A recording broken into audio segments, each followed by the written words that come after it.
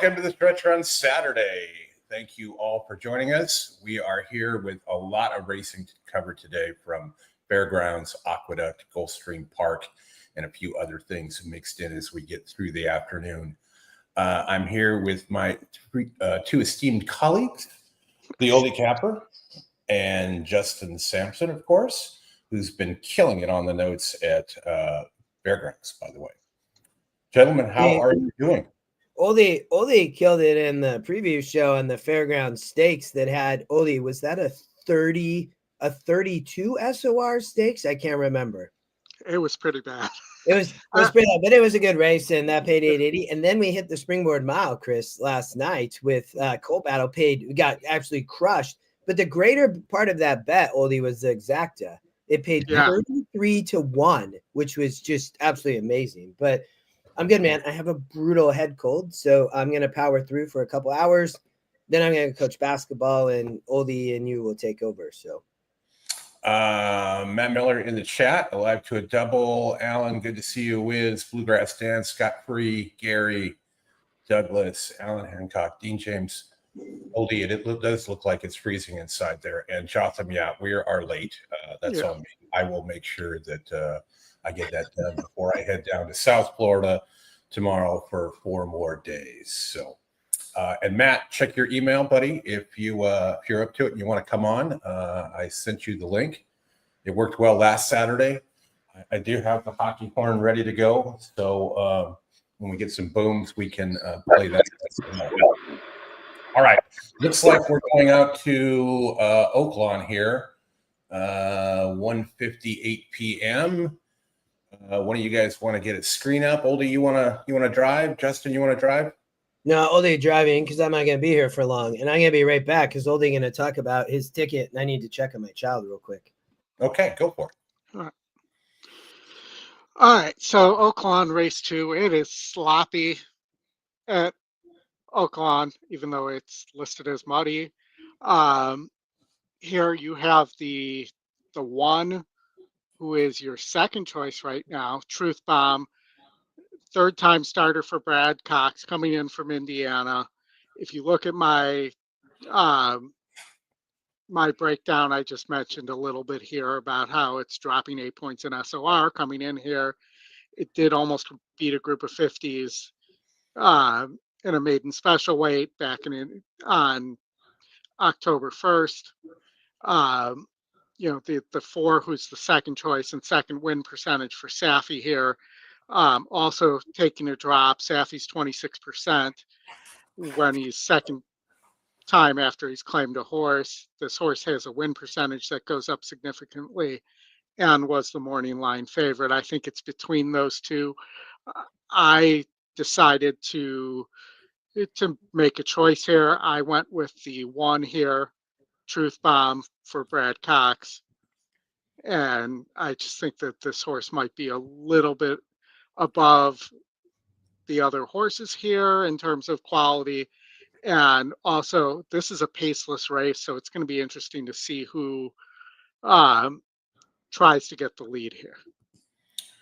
Well, it looks like the Will Pays are paying 16-1 on Truth Bomb right there. So you're getting a really nice price there on that double from the 1, the Scotty top pick that won race 1 as the second choice. So second choice into the favorite, getting a good price on that double there as well. They're beginning to load here. I will get the sound up here momentarily, and we'll listen to some Matt Ditterman. Yeah, and you do see the down arrow on the 4, both for the distance and the wet GSR here. There's 3 more runners behind the gate. No more rain coming in. Now we get 2 behind the gate. They get 1. It's Big Bourbon River's gone in. 1 back. Hunter Bow. Yeah, to the outside. Can you hear okay? And the race time also kind of shows a 2-horse race. Elliott to the outside.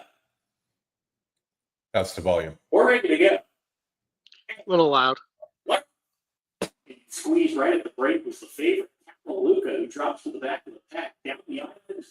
The front gets the fence and is a clear lead in the first 16th of a mile. Weeksimo takes second. Big Bourbon River on a hold 3 as they go into the first. This horse could be dangerous on the lead. 4 wide. Truth Bomb down on the inside. 3 off the pace. A length and a half to Vito Vici and Stonington. Capo Lucas settles well off the pace today. His third last 2 ahead of Noble Rain. That means Golden Light. He trailed the field. 10 lengths covers the field as they approach the back stretch run. And the pacemaker is down behind them. 2 strings them out. A length and a half in front. Big Bourbon River on a hold, still along with Tweetsamo. They're side by side. Truth Bomb off the fence, takes the 4th position away from Vito Vici, and then Hunter Bowe, who's lost position. Now in midfield, racing 6 off the pace with a favorite, Capo Luca. Another 2 lengths to Stonington, Noble Rain, they're side by side, and 4 ahead of the trailer Golden Light as they go to the far turn run down the islands. 3 furlongs to go. Hits the turn, increases the lead to 2. Big Bourbon River's under a hard ride to keep up in the second spot. Truth Bomb is producing a bit outside of him and claims second. Big Bourbon River under retreat now. Capo Luca catches the eye. There it goes. On the far outside, he's let loose like a slingshot. And here he comes to challenge the front runner. Now Yeah, I went to the wrong the horse. stretch. Capo Luca with a huge move here. This control things. Off the turn, it's Capo Luca. Truth Bomb second. Down the islands, back in third on the wrong lead, just trying to hold on for that position. A furlong left to go. It's all Fernando Hart and Capo Luca with a 2-length lead. Truth Bomb is chasing hard. Capo Luca in front. Truth Bomb's making a race of it, but Capo Luca is going to find the wire. Sorry, Matt. 4-1 win here. Truth Bomb second. Third home was down. Well, that wasn't a fun way to start. No. Missing the break there. I don't know if it really cost the horse the race, but it wasn't ideal. That's for sure. No, I mean, no, the horse that missed the break was the one that won.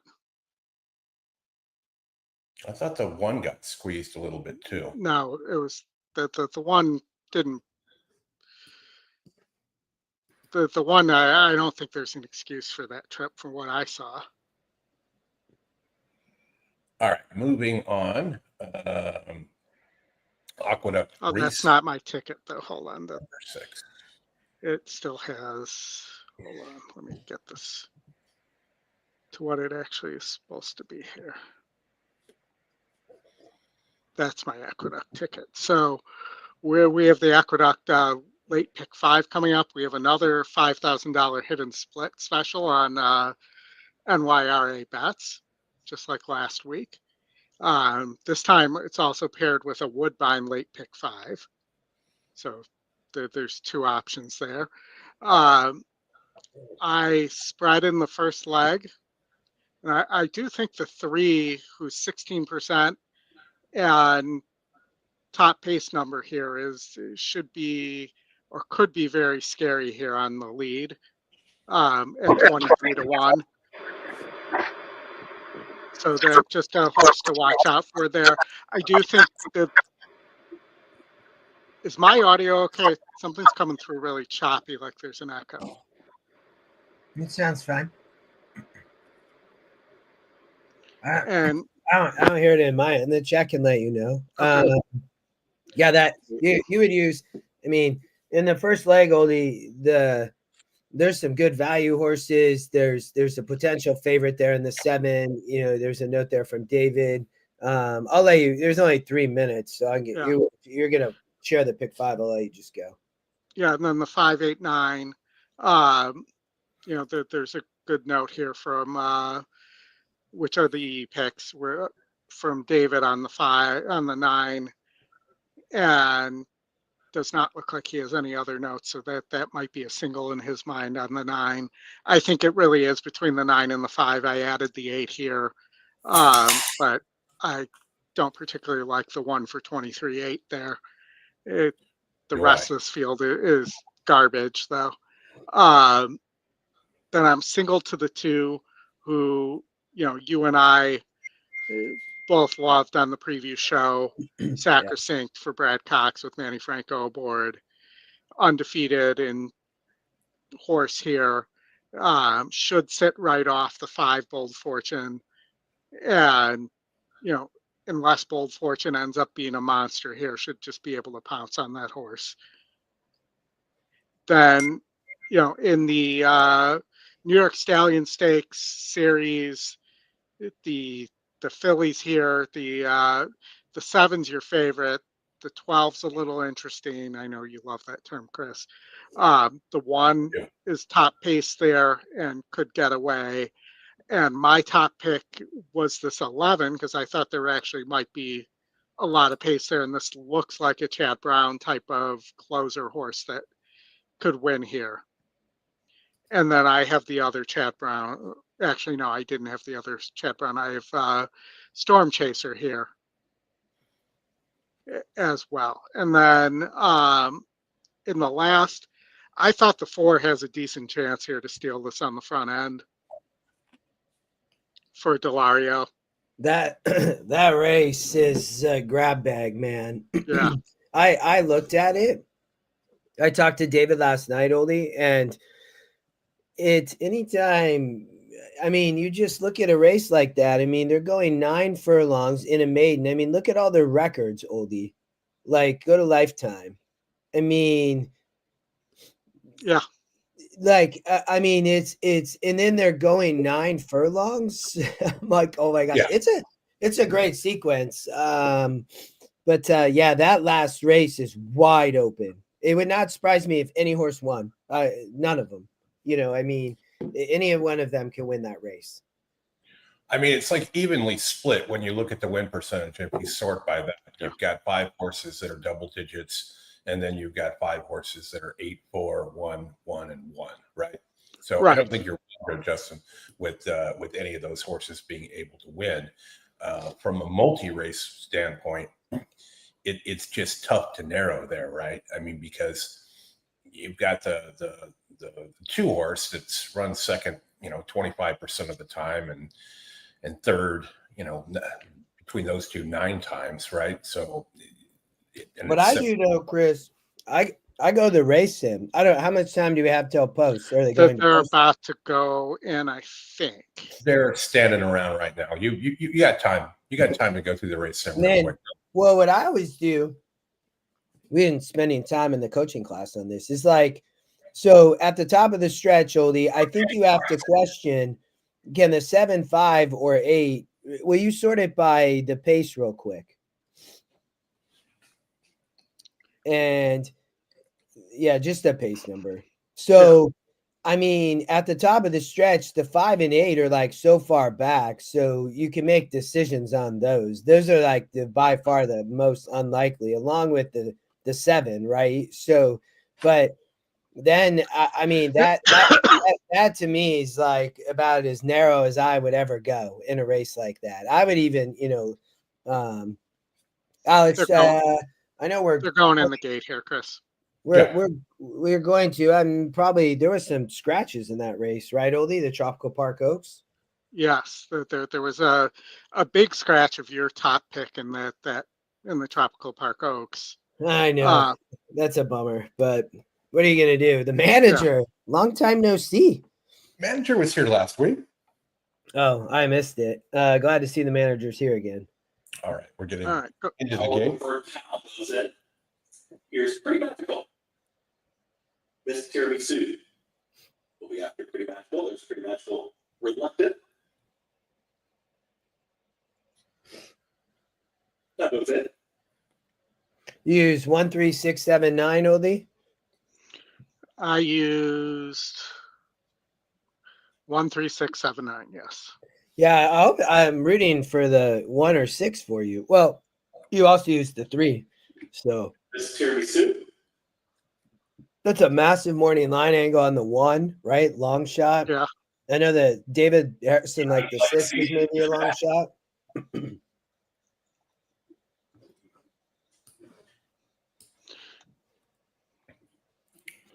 It's a slow load here. It's a Golden Gate load. Yes. Something we can now say without repercussions because it doesn't exist anymore. In between horses, there's Pretty Magical set right towards the front. That's somebody from Hollywood towards the inside. And Hollywood comes ahead in front of Pretty Magical.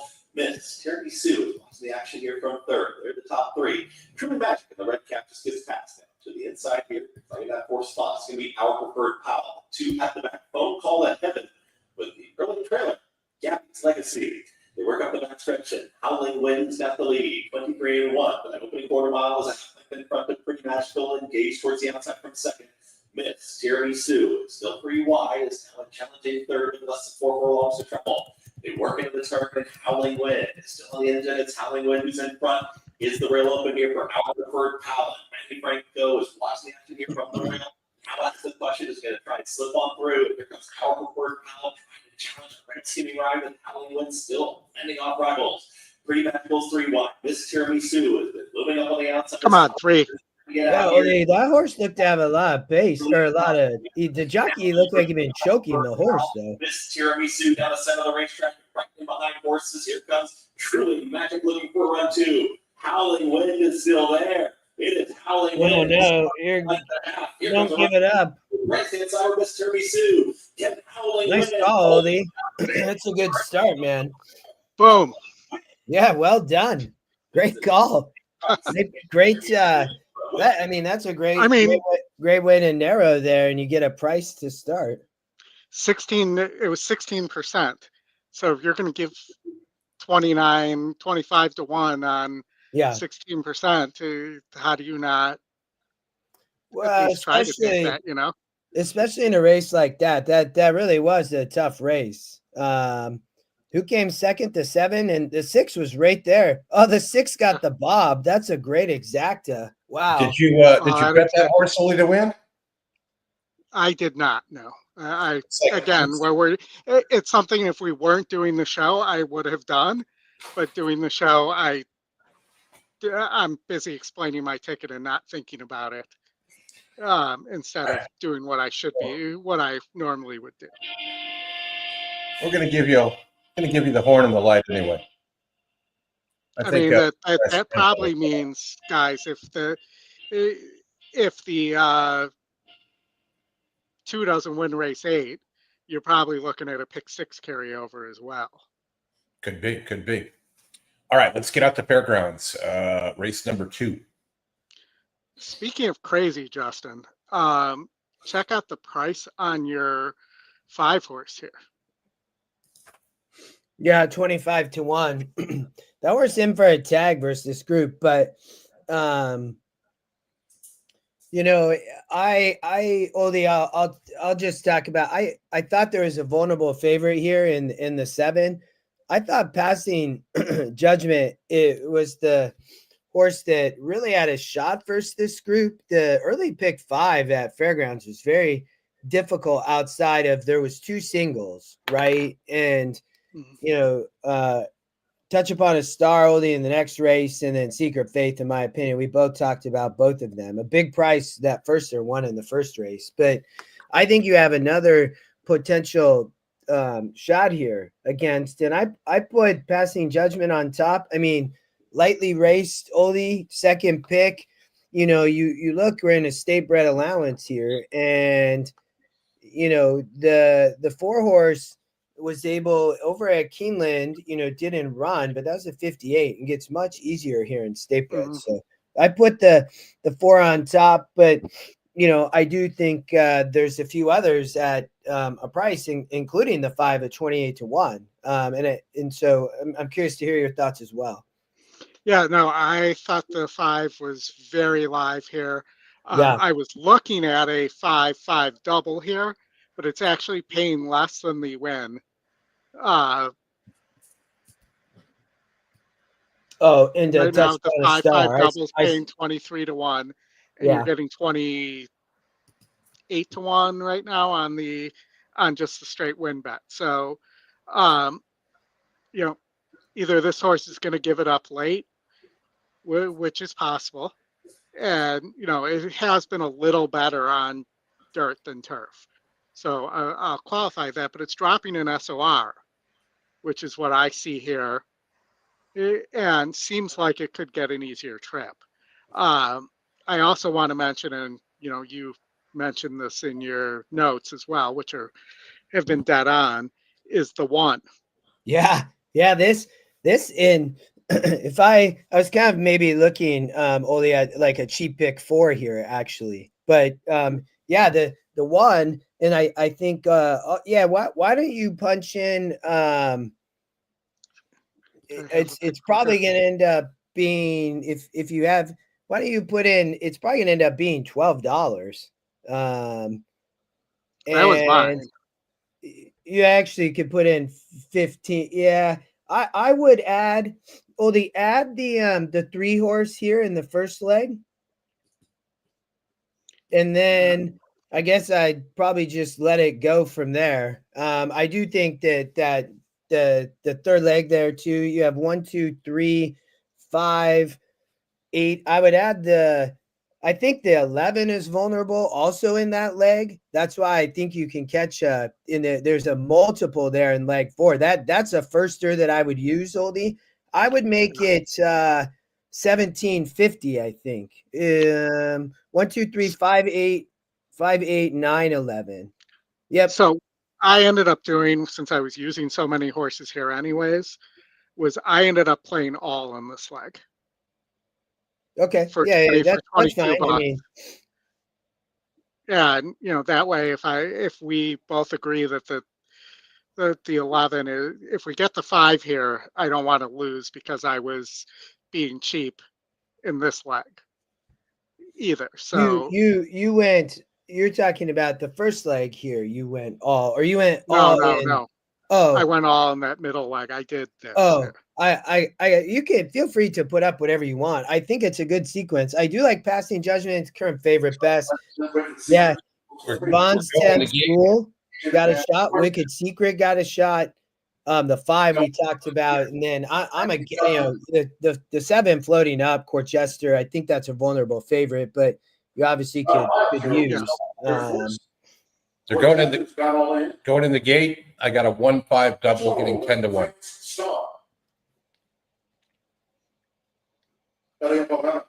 Not the little louder. Jackson D. Tim Thornton riding for the double. Now not the little louder. Couple back. David Cole with single shot. Battle line. One more. Ben Burns from Tom Petty. First of 3 today. Shepard's Dam, Stoltz, and third course Fur. Bullet.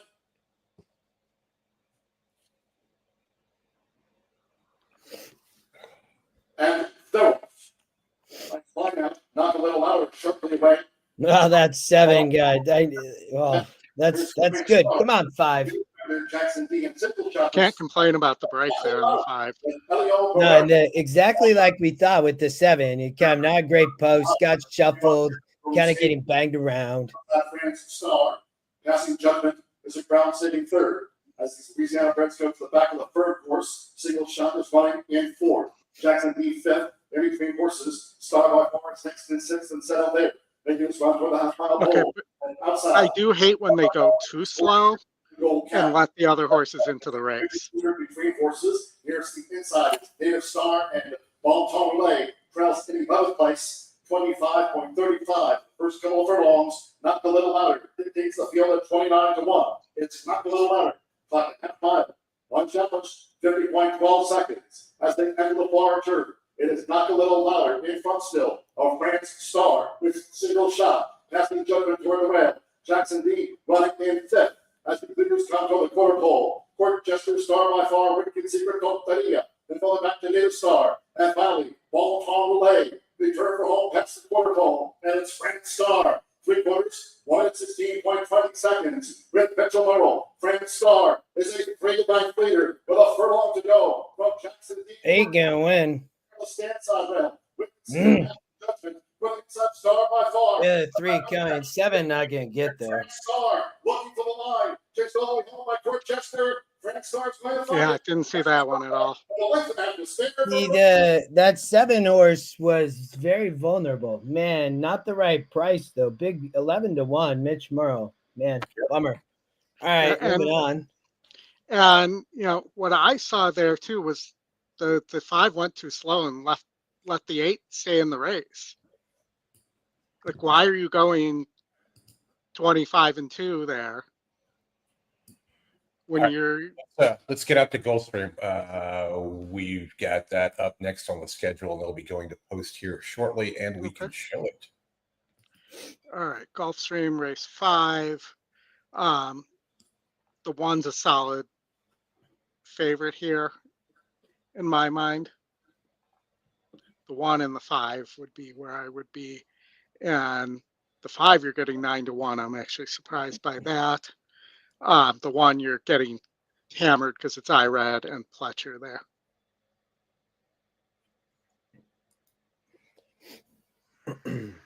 As I bring that up here, the 5 for Gargan, Danny and his Gargan here, dropping from maiden to special weight to maiden 35, get some class relief. Same thing with the Pletcher horse here. This horse has no speed though. In a race that there's no pace anyways, but really no speed on that 1 patronage. You also have the Chad Brown, the 10 here. 10's a tough post though. Hello, Catherine. Thanks for joining. So I would take a shot, Justin, on the 5 here at that price. And maybe if the 8 breaks well, the 8, the long shot, has a chance on the front end. Yeah. Go. Say again, Chris. Or top for Mike and his maker. I'm not following. The 8 horse, it's Mike and his Mike Maker. Oh, okay. Yeah, I'm trying. I didn't. What were you? I was trying to understand what you were talking about. Maker on the 8, Chris? Yeah, the horse's name is Four Top. Oh, do you like the 8? I don't mind the 8. I think Oldie's got it right with the one to take a shot on with this Friday for Gargan on the 5. I like that angle. But I think it's going to be tough. But that inside post sometimes at Gulfstream can be finicky. Yeah, I just The rails, I think the 1 is tough. I like the 1, 4, 5, 8 in a try box here. It's $12. The 1 has a great shot here, I think, but you talked about the 5, the 8, 4 top, the long shot. There's a work note on Cousin Ed. Yeah. So you needed to go back, flip over to the analysis. There's a little work note there, working on the turf. And I'm not sure that horse can win for, it's second or it's first off for Lisa Lewis, gets this horse from Christopher Clement. But I love seeing that work note there. New feature from EquinEdge. I think with the 1 is for sure a player. You can flip over. Yeah. So this is the 1 going to be tough, but I think you can get some prices in the trifecta. Tony in the chat, he likes the 110 exacta box. Take your seats and smooth and easy. Take it easy. Oh no singing, Oldie. We might get copyrighted for my singing. We have a hard rule that Oldie can't sing on the show. All right, good luck, everybody. The outside gate.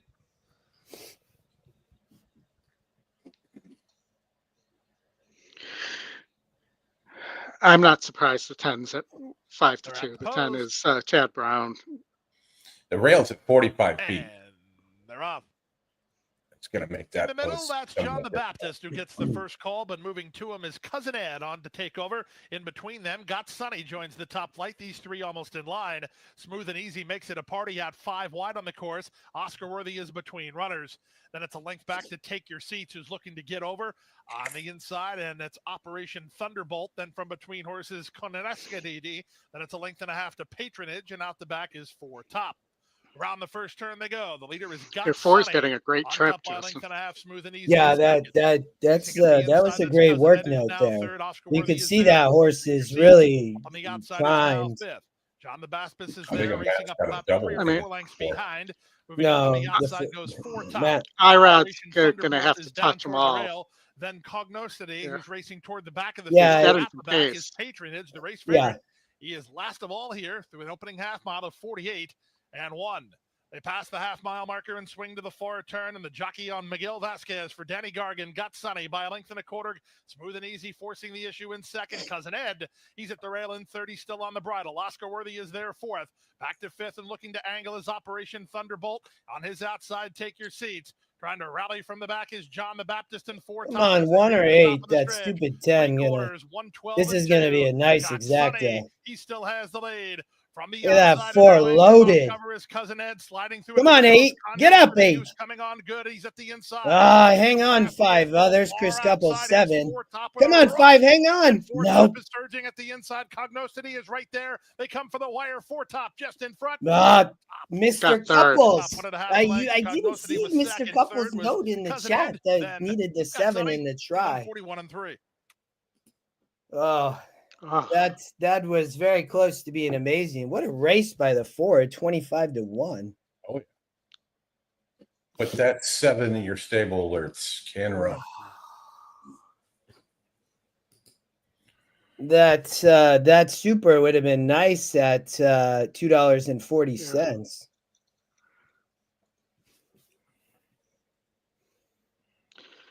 All right, we're going to move on to Oaklawn Park. You see that try 8 to 1 over what 30 to 1 over 25 to 1. Yeah. So this was one of those races where I did not particularly have nice things to say about the favorite. Yeah, so this horse is over 9 with 3 in the money finishes. Though the win percentage increases and the data says good things about this horse really hasn't been close. 3 has been scratched. Just late scratch at Oaklawn. So 3 is out. The place I was at least kind of thinking of going as a new shooter, I thought maybe the 4 for McPeak here. Over the very slow 2 and the slow 10.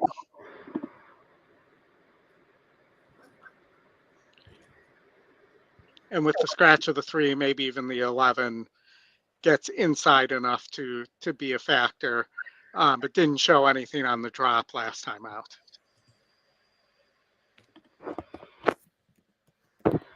Matt Miller, the horse in the next race is going to be a big, big fave. Well, I'm assuming you mean Ben Diesel, but I'm not positive which one you mean.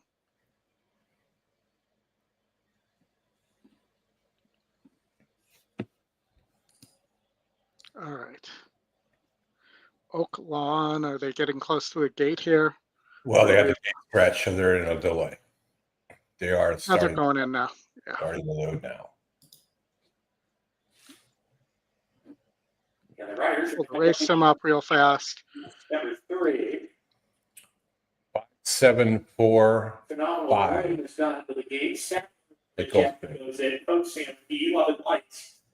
To close position number 4, working with him.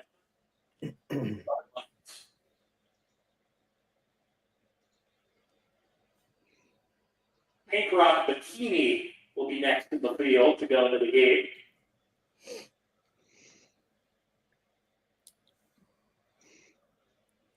Pink Rock Bikini coming in.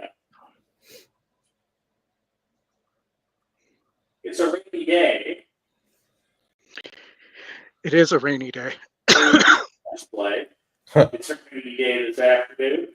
Seeking the game to post position 9. 2 back. Air it out. Into the outside. Okay. Yeah. Here's a high guy coming up to the outside post.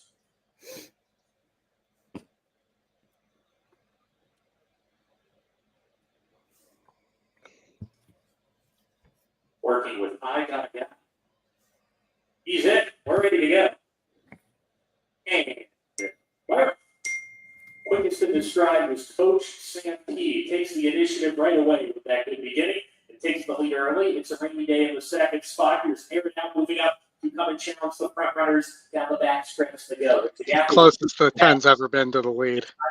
is 3, seeking the game between that pair.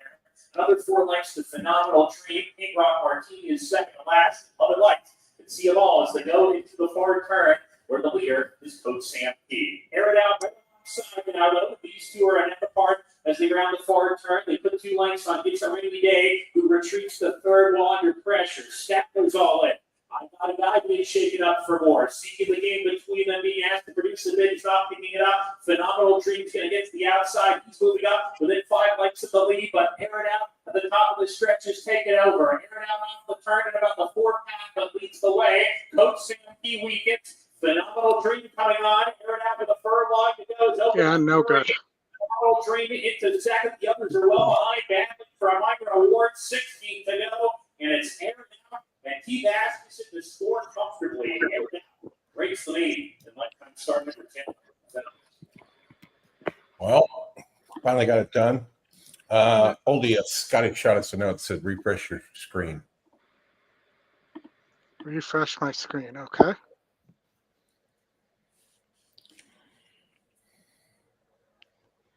There we go. The 4 was the long shot there.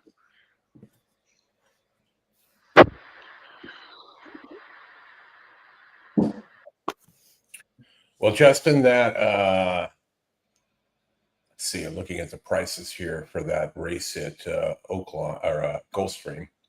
Yeah, that try was so good. We had the right angle, and we just needed. Yeah. What did it pay? $818 and looks like For 1,000 50 cents? Yes, and Oh, we were so close. 1,308 for a dime on the super. Dude, we just needed. I missed Chris's note before he put that in the chat. That was such a great race. I mean, you had the EE work. Chris said the 7. We just missed that. All right, gonna happen. We're seeing things good. That's all that counts. That is true. So Aqueduct, I mean, Would you, Oldie, you have a ticket, so definitely go back to your ticket. You got a bomber in the first. That's amazing. I'm going to try to cover that. This was the race that worried me the most. Yeah, I could see that. So I'm going to try to cover, I'm going to get rid of the 9, 5, and 8. And everything else is a decent price to the 2 and the next and the doubles. Yeah, I did cut the 7, 10, and 11 for what it's worth. If you want to, I bet, and I'm happy you do what you're going to do here. So you talk through it or what So I'm going to do something like this to cover my. I think you need to for sure use the 6 because, there's a analysis note on the 6 horse from Mr. Harrison. So, make second start off the layoff and a claimer, right? Mainly all the Brown Don't Stop has been racing versus, tougher until the recent 2 drops and was competitive last out, right? So I think from, and as David said, as 0 for 4 on off tracks and 1 at 8.5. So that 3 of those last 4 were sloppy efforts, right? So and you go all the way back to this time last year, second off the layoff, new trainer, but at a price. I'm hoping you get 3, obviously, but Yeah, so I mean the worst prices of the ones I didn't use here is 26 to 1 on the 2. I'm sorry, on the 11 into the 2 in the next. Yeah, Union, you get Union Express. Yeah, it's a great sequence. I hope you get through though. At least get to your single. So yeah, no, and the 5 here I think has a shot against the 9. The 8 was a little bit of a reach. Would love to see it, but you look at this horse and it's mostly been running on turf. Does get a GSR bump. Is a long shot, but really has not done anything on dirt. And is 1 for 20 something lifetime. And, you know, the 7 would be a horse that I might have liked if it was still in the Linda Rice barn. But the fact that it's going to a 0% trainer and picking up Lame Luzzy.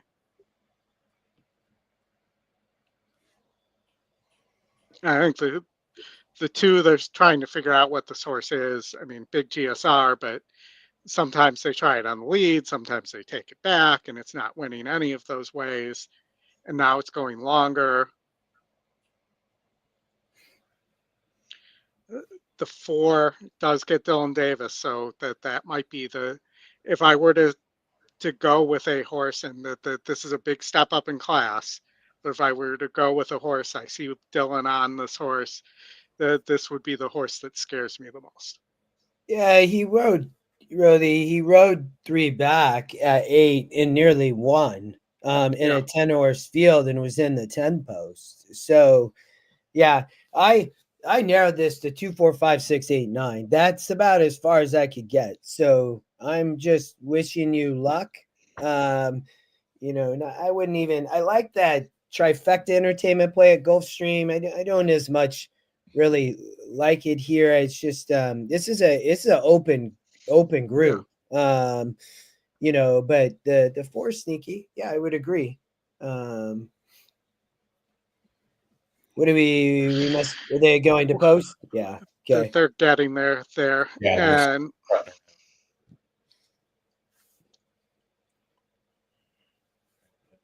this will get out to Fairgrounds for the Louisiana Champions Day Classic Stakes. And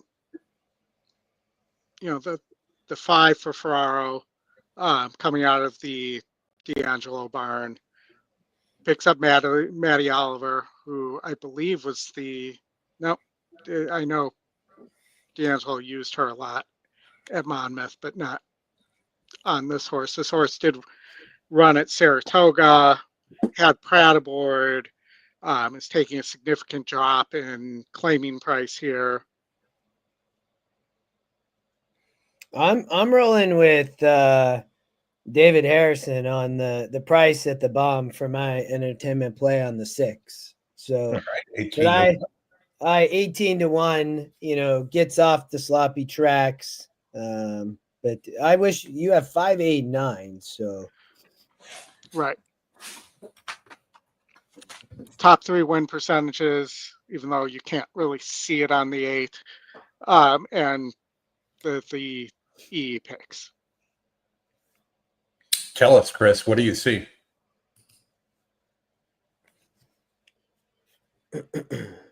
So Oldie, you have your single up next. You go to the next race real quick.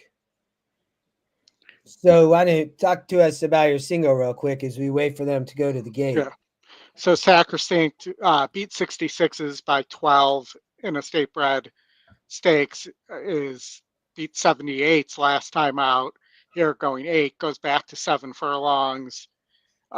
Should sit the trip right behind Bold Fortune, the 5 here for Weaver. I think the question is, how good is Bold Fortune? Can this horse get away? That seems to be the risk here. But you know, coming out of Finger Lakes, beating a group of 66s, that was probably mostly a 66 because this horse was there.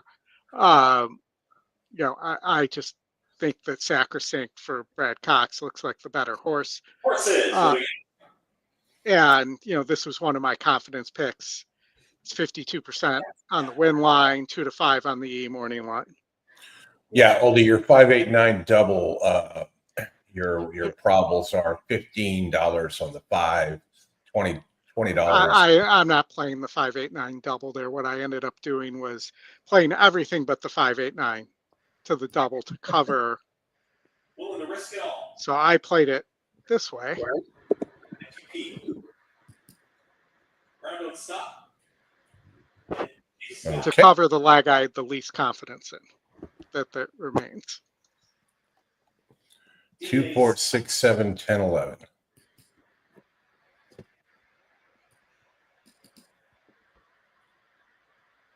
Goes in. All set. Here we go. Speed from Keeneland, risk it all towards the inside. A little awkward beginning there is Union Express. Just a broken tangle there. Also Jansen, then the two trailers. Leader, the outside is Bold Ambition. Now, it's up front. It's Bold Ambition, followed by D-Day Scott. Trying to keep up with them as well. And the risk it all. Final shoot, pick up with the backstretch. Also, How about my two horses don't get in a pace stool? Is that challenging? That didn't really surprise me. Heavy. I mean, that 9 gonna get caught in between now. Back in the field is Union Express. After that upward beginning, Comanche Peak is hustle along. It's now trailer gets passed by Jensen.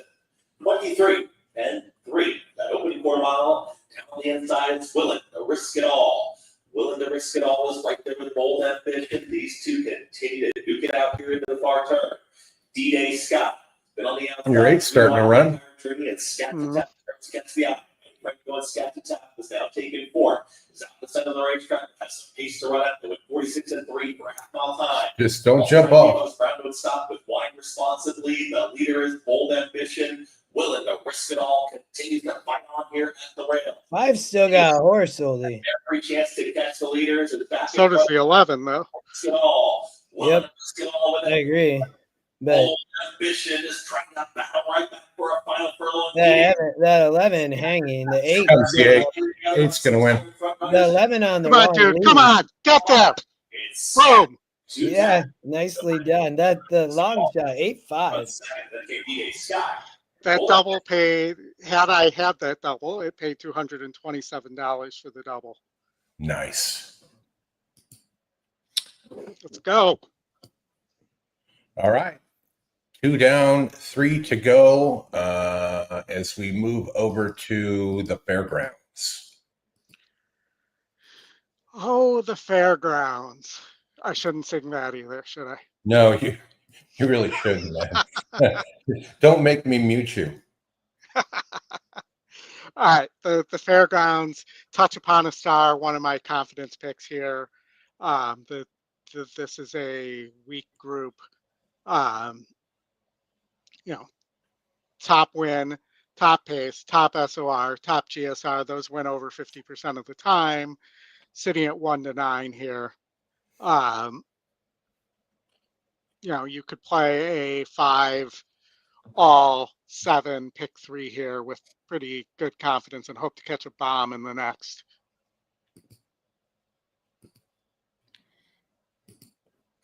Would be my. You think the next race is that wide open?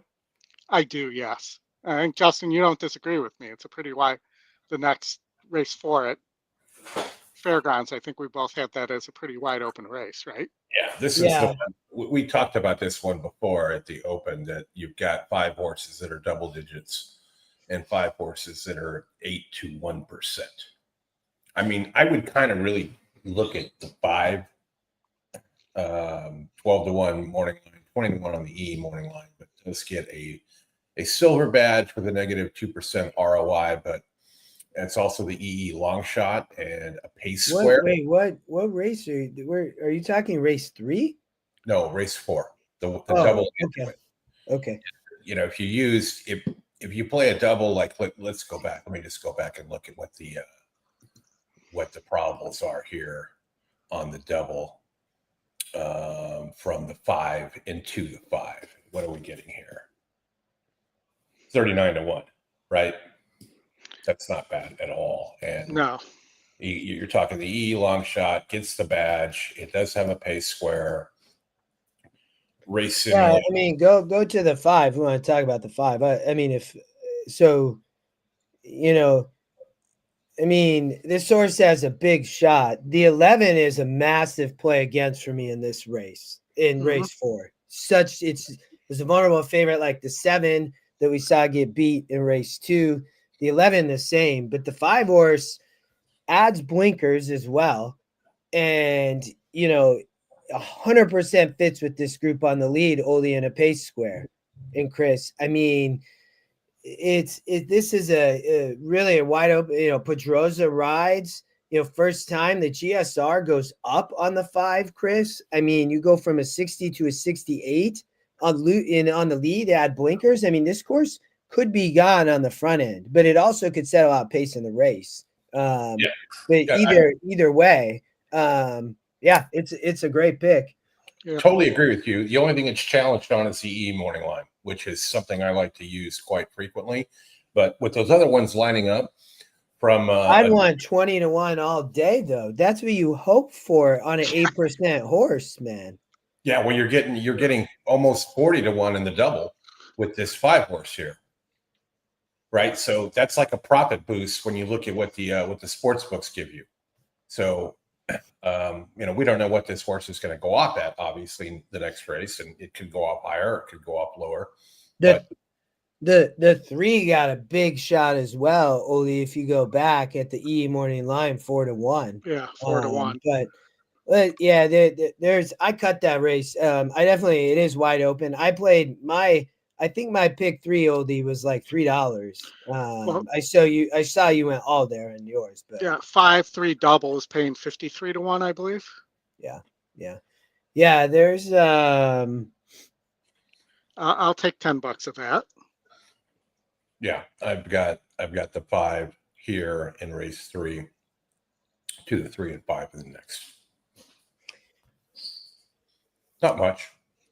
Just got to hope that Billy Calhoun's horse, that almost won first time out, that's the. that horse got a shot too. I was 1, 2, 3, 5, 8, 9. So the 2 has a big shot. That horse had all types of trouble, Oldie, first time out. So all the double money, and maybe it's Matt, but all the double money is on the 2 and the 11 in the next. I cannot put money on the 11. I can't even put $1. Like it's that in a race like that, I'd rather just be wrong.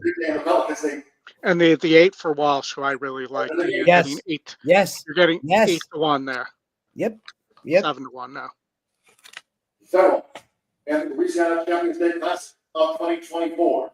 Guinea's Shadow Lucky Star. The white cap broke well with the inside Benoit. Here's Sun Upon a Star. Here's the inside Cosmic Train and Woodbine has. Good one, Chris. As they make their way into the first third. The Timber is Touch Upon a Star. The 12-time winner now is taking a short early lead from Benoit, who just wheels to Touch Upon a Star as they go to the back of this sport, the world's track. Oldie, flip back to race 3 at Gulfstream. Second to the inside for James Grant. 6 belongs to run. We'll see T's end. Cosmic Train, the Navy cap, joined on the outside by T's China Lucky Star. I mean, got a 25 half. Either the timing's wrong here, or these horses in these races have been going extremely slow. In an easy 25.02 seconds. With Jeff Warner, it's Touch Upon a Star, who dictates the stakes, and leads Benoit, who continues to keep tabs on Touch Upon a Star as they go past the half mile pole. Cosmic Train still together. TD Shot Lucky Star, who's starting a bid. Cosmic Train now in 4th. All by trails. 5 to 6 nights from leader to last. And in charge. Touch Upon a Star. Clock the half mile in 49.48 seconds. He hasn't even asked yet. You know what they say when you wish upon a star. Here at the Fairgrounds after 3 quarters. Hasn't asked. He's handwriting the horse still. He's looking around, but that's a handwrite. Now he asked me a little bit now. Well, yeah, but never even took the whip out. It's still in his pocket. And oh my, Touch Upon a Star. That's all his again. Touch Upon a Star. Take what they give us, Soldi, right? I mean, yeah, exactly. Yeah. Yes, take what they will give you. Touch Upon a Star, and we talked about Touch Upon a Star only on the preview show. Yeah. If you go back to the 5, if we can do this for a minute, but I mean, Delholm has a good one here. and we had been racing in open company, and we talked about this on the preview show right on Thursday. That's it now, like, drops into state bred, and we briefly talked about it today. Dominated state bred though, Oldie. I mean, look back at those races last winter here at the meet. I mean, it's just many touches above. I mean, so yeah. And Gulfstream Race 6 is coming up here, but we did talk about on the preview show how short of the jockey falling off or the horse stumbling multiple times out of the gate, that horse was going to win. Yeah. But I think the value though is in the double and the pick 3. You played a pick 3 for what, $5.50? Like, again, just take what it's going to give you. I think mine was $3.50 or something. So yeah. All right, we'll go to the doubles there in the next. We're going to Gulfstream, Chris. Yes, going to Gulfstream Race 6. But before that, we got the Army-Navy game, guys, kicking off in 10 minutes. I know Derek in our WhatsApp chat put out his best bet of the day, which was Army on the money line and over 39 points. I did a bit of adjustment there, took Army on the money line and over 33 points, and I'm getting even money on that. So something to watch the fourth quarter once the show is over. All right, Lee, Gulfstream Park Race 6, take it away. 3-5 favorite here.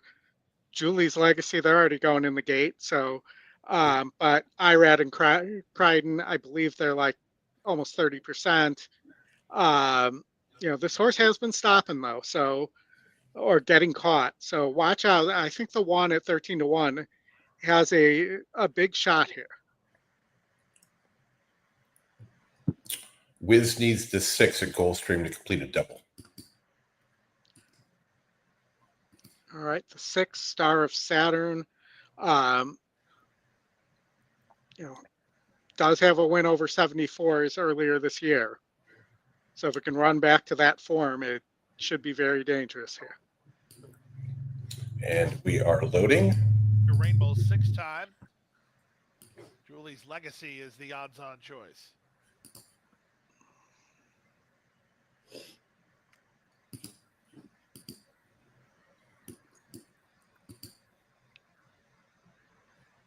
Brown-eyed beauty to take the outside gate.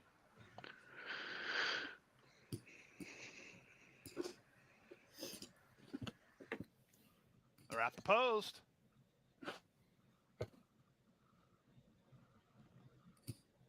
And they're up. The favorite Julie's Legacy quick off the blocks and tries to get a clear early lead. Moving out the rail, Major Price is a joint second with a cluster, including Brown-Eyed Beauty. And also in between horses, Star of Saturn, Atalanta, Alexandra. She wants to mix it up in the run to the half-mile point. So Julie's Legacy has the lead, but she's being challenged now by Traverse in the middle and Atalanta, Alexandra 3 wide. Star of Your Saturn 6 is in a great spot. Early, but in a good tracking spot behind the embattled trio. The opening quarter posted in 23 seconds flat. Another 2 to Major Price, who races ahead of Brown-Eyed Beauty and Sophia's Storm as they round the far turn. No rest for the weary here. Still 3 in line. 3 wide Traverse, 2-path Atalanta, Alexandra down at the rail. Julie's Legacy trying to run on from 4th is Star of Saturn. She's hard driven, not yet responding. Major Price is at the rail. Brown-Eyed Beauty and Sophia's Storm are next as they reach the top of the stretch. Irad Ortiz Jr. and Julie's Legacy, they've turned away all challenges to this stage, but they still have work to do. An eighth of a mile out with 3 lengths to hold. Come on, Star 6. Come on, 6. Second and gaining ground with time ticking away. Final 16th of a mile. Julie's Legacy on a winning lead. It's even money. It's Julie's Legacy to win by 2. Second, Star of Saturn. Even actually 1-1. Third that I think goes to Brown. It really is actually even money. Alongside in 111 and 3. No, even money. Yes. Wait, why are we getting back on this topic? This is one of those things that like depends on where you're from, right? Like I think that's what this is linked to. But It apparently it's only a thing that's done in Chicago. Yeah. Matt's playing his own goal horn there with Julie's Legacy.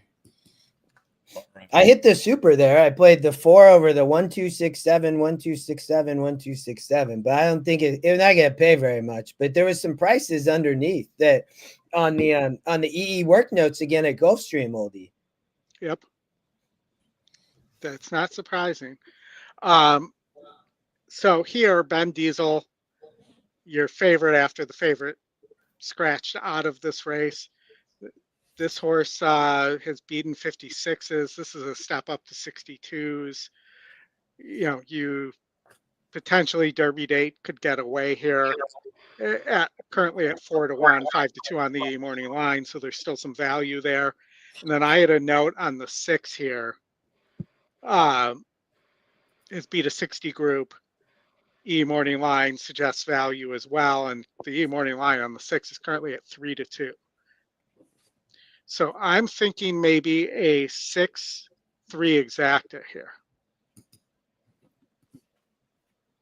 as they go in the gate.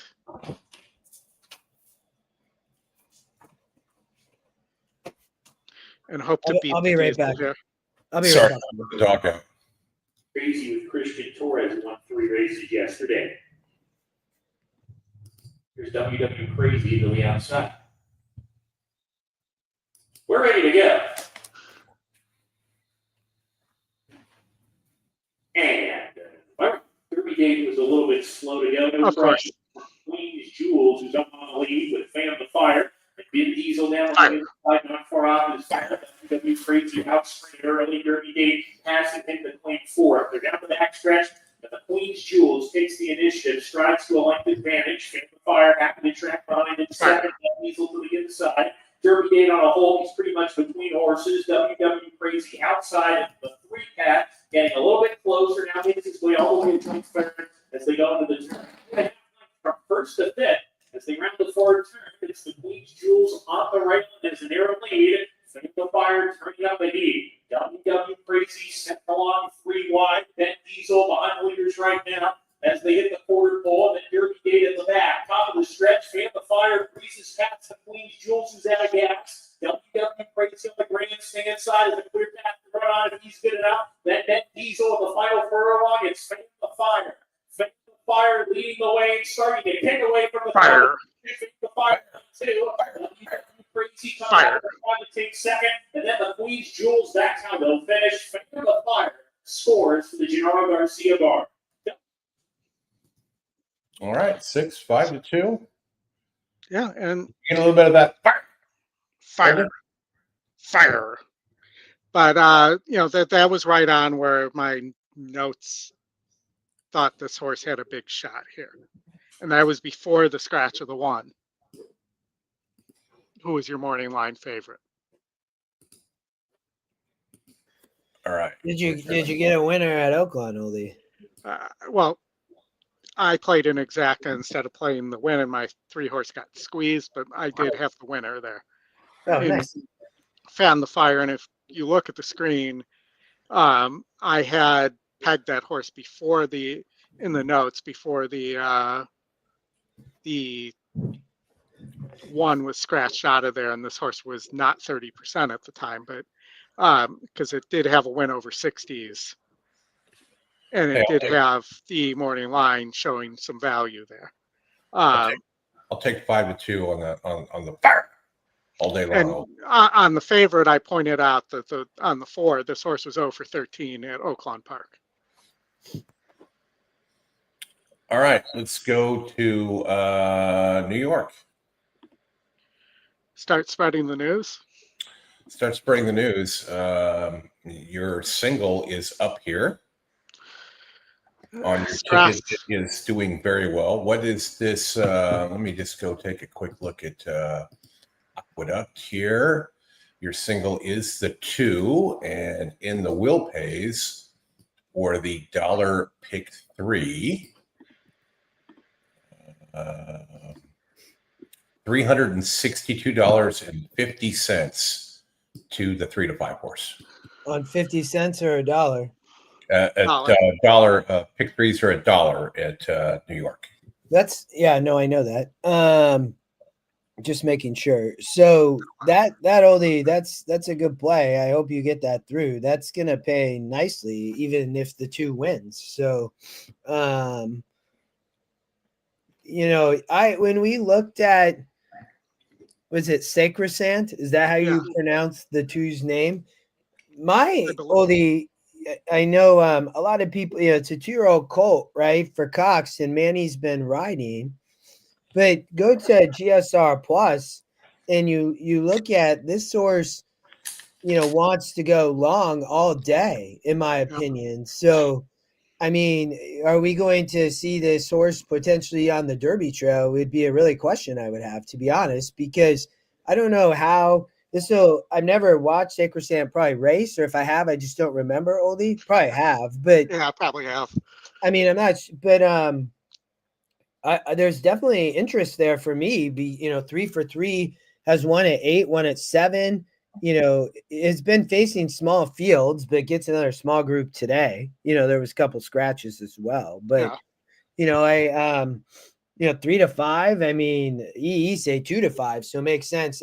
I heard a lot of talk about the 5. I think was the horse that maybe I've heard some people talk about, but I thought that Sacrosanct was just much the best here. Yes, I can't disagree with that at all. Oh, Yeah, no. Sylvian, I'm not that if nobody's heard that probably, but the new EE interface that's coming out is ridiculous. Yes. Like Scotty, we should talk about this for a minute since we have 5 minutes. But so he brought a kind of an initial, right? We don't have it, else we would show you guys. But maybe Scotty listening, he could come show it. But he built an initial view of it and what it would look like. And I know we gave him feedback, and he took that back with Ryan. And like that new interface is ridiculous, because I'll tell you all, it's very easy on the eyes, and you don't have to learn anything new. And it's pulling in live race, it's pulling in replays, it's pulling in finishing and results of past races, of the past performances, right? But the ease on the eyes, Chris and Oli, I thought was absolutely amazing. I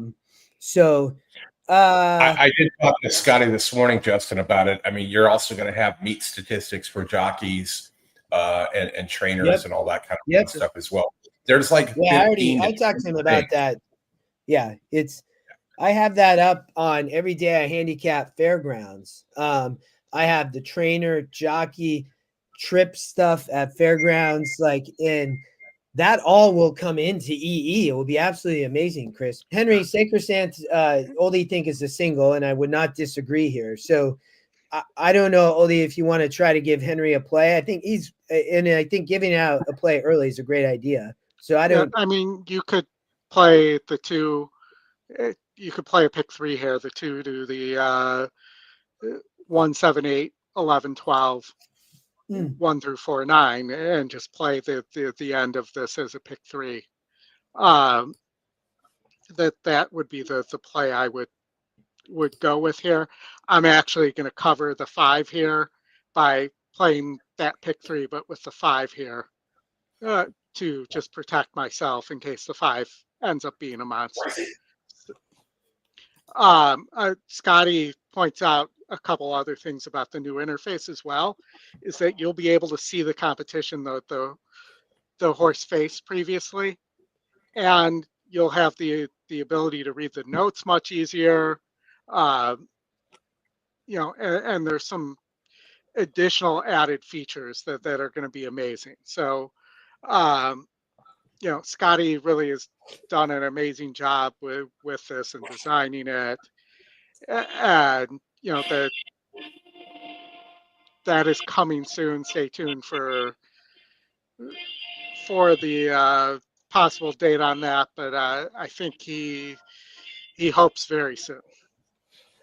Yeah, I think it was. I think he, somewhere around the 90 to 120 days. So, and it just an incredible programming and development thing to get this done. But the scrolling feature, Justin, I think is going to be the big game changer, because you want to click on stuff.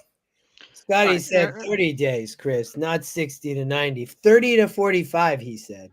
I'm giving him a little leeway. I built in a little extra time there just in case, because I know how development can be and whatnot. If we get it sooner, even better. Well, and I'm just hoping we get it on broadcast beforehand too, so we can show it to everybody. Yeah, it's No pressure, cool. Scotty. Yeah, broadcast is not working for me. I think it's down.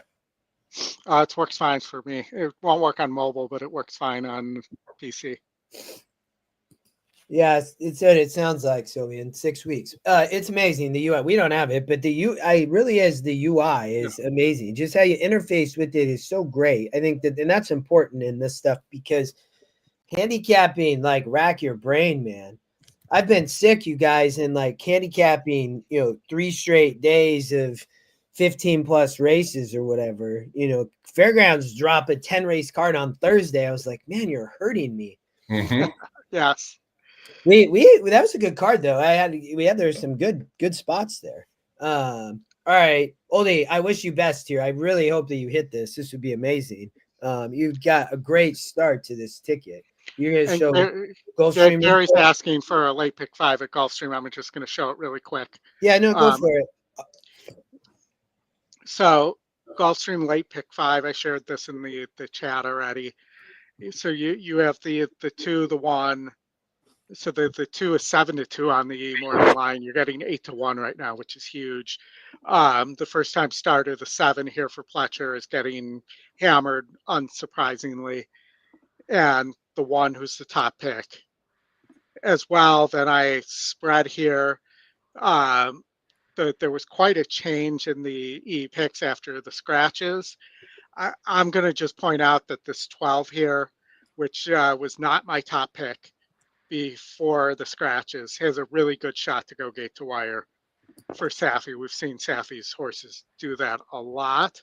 My top pick was the 7 for Pletcher, but there was a lot more pace in this race before the scratches here of the 6 and the 10.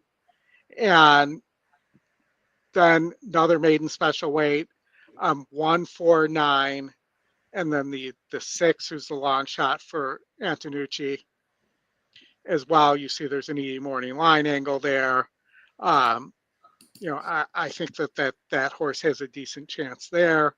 I'm singled to the 4, who is your top win, top pace, second best SOR. And the only thing it doesn't score well in is the GSR, but it actually is run well on synthetic and won against 54s 2 back. And this horse doesn't need the lead and can sit right off if it has to here as well. And then lastly, in the Tropical Park Derby, the 10's a solid favorite. The 9 was my top choice here. I actually like the 13 who didn't get in. And then the 7 for Cassie and the 11 for Cassie. All right. Sorry, rushing through there as we're Loading. getting ready to load at Aqueduct. Let's go. Silence say cheese. National identity. Full fortune.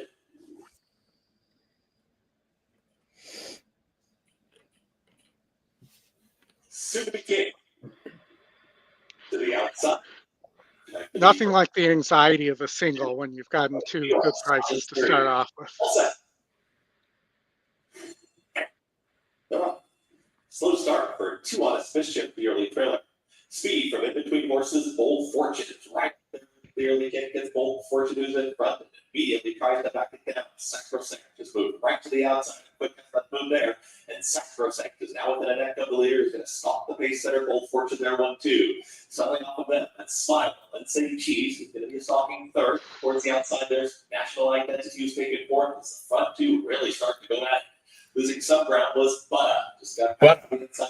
Missing Rocks. Second lap. It's like Butta. Far back the trailer. Soon to be king. 22.30 for the opening quarter mile. And a pace duel on the front end. It's Bold Fortune and Sacrosanct taking right to one another. National Identity is making up some ground from third. It's got 2 pace setters to catch it. Towards the inside, Smile and Say Cheese. It's a big gap, about 8 lengths now. Back to Missing Rocks and trying to make up some ground. Soon to be king. Sacrosanct is taking the lead. They reached the top of the stretch, but they went 45 seconds flat for a half-mile time. And National Identity is on the grandstand side in pursuit. Oh, Oldie.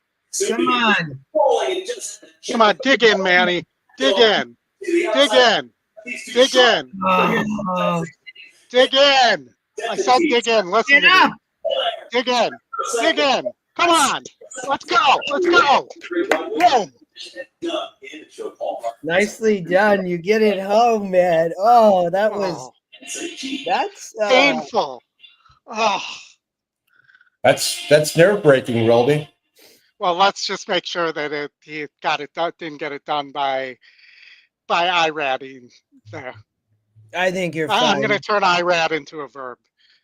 IRAD. I think you're fine. You know, look, The amount of energy something like that sucks out of you, though. he never even he didn't come out really. I mean, he came over to see the horse, and the 9 kind of came in. I would be my guess, and the 2 is I don't just see any protest of any kind here. no, yeah, no. I thought that's what you were saying. That's what I was trying to tell you. So yeah, no, the horse won. Yeah, nicely done. That was tough for the 2 as well, with the 5 getting the lead and really injecting all that pace oldie like that. And Yeah. the Sacrosanct didn't necessarily break all that good either, right? I mean, Right. the 3 broke slow, which I think maybe didn't help the 2. You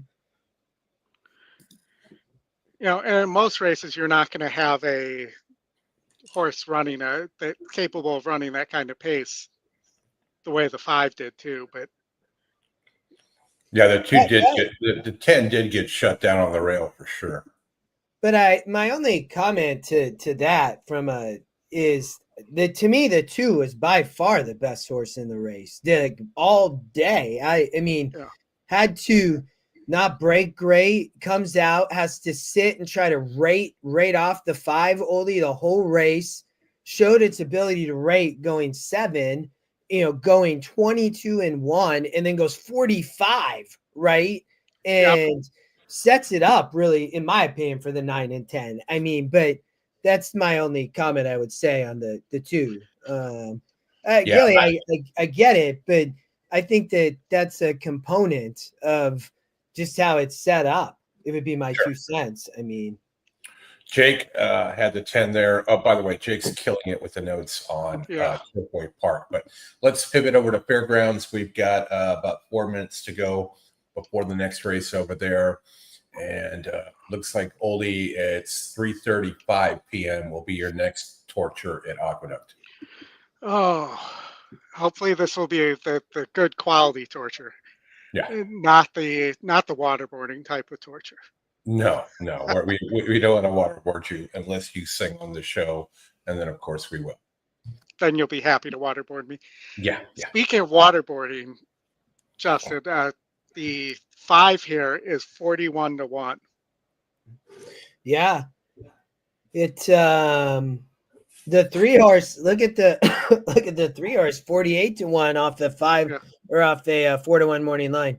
I know that you used a bunch here. I cut some, but I narrowed to the 1, 2, 3, 5, 8, 9 in my pick 3.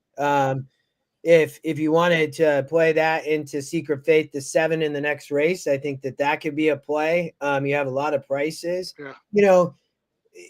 Canal Street, I'll talk about the 2. I'm completely off the 11. I cannot take any money on the 11 at that post. There's just absolutely no way. Canal Street, if you jump in, I mean, top Scotty pick. I thought would probably be the favorite, really. She broke slow last out, right? And she was in the 1 hole, and that's not going to work.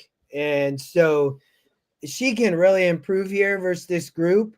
You're probably going to get a little bit of value, in my opinion, at 3-1, so that's probably who I would say would be my top pick. I see where the money's going, so I'll let you talk about the next one, but I do think this is fairly open. I really do. There's a handful here, but why don't you talk about your top pick? Well, let's talk about this for a second too. Because if you look at the doubles here, the 2 and the 8, that so the 8's my top pick. The Brandon Walsh firster, and I told you I really wanted to see a work report to see if that one for what was it, one for Yeah. 130 was real. Yeah. And it also has a 2 for 78. They're both gate works. So I expect this horse to break sharply by Honor AP, who was a Anita Derby winner, I believe. But this is what I wanted to bring up here. You are getting on the 8-7, if this decides to update. It's not updating, so let me. But on the well, let me go to my ADW. An 8-7 double is currently sitting at 13-1. A 2-7 double is at 12-1. What's the 3 and 5 double? 3 to the 7 is 103-1. 5 is 77-1. Yeah, that pick 3 going to be nice. There's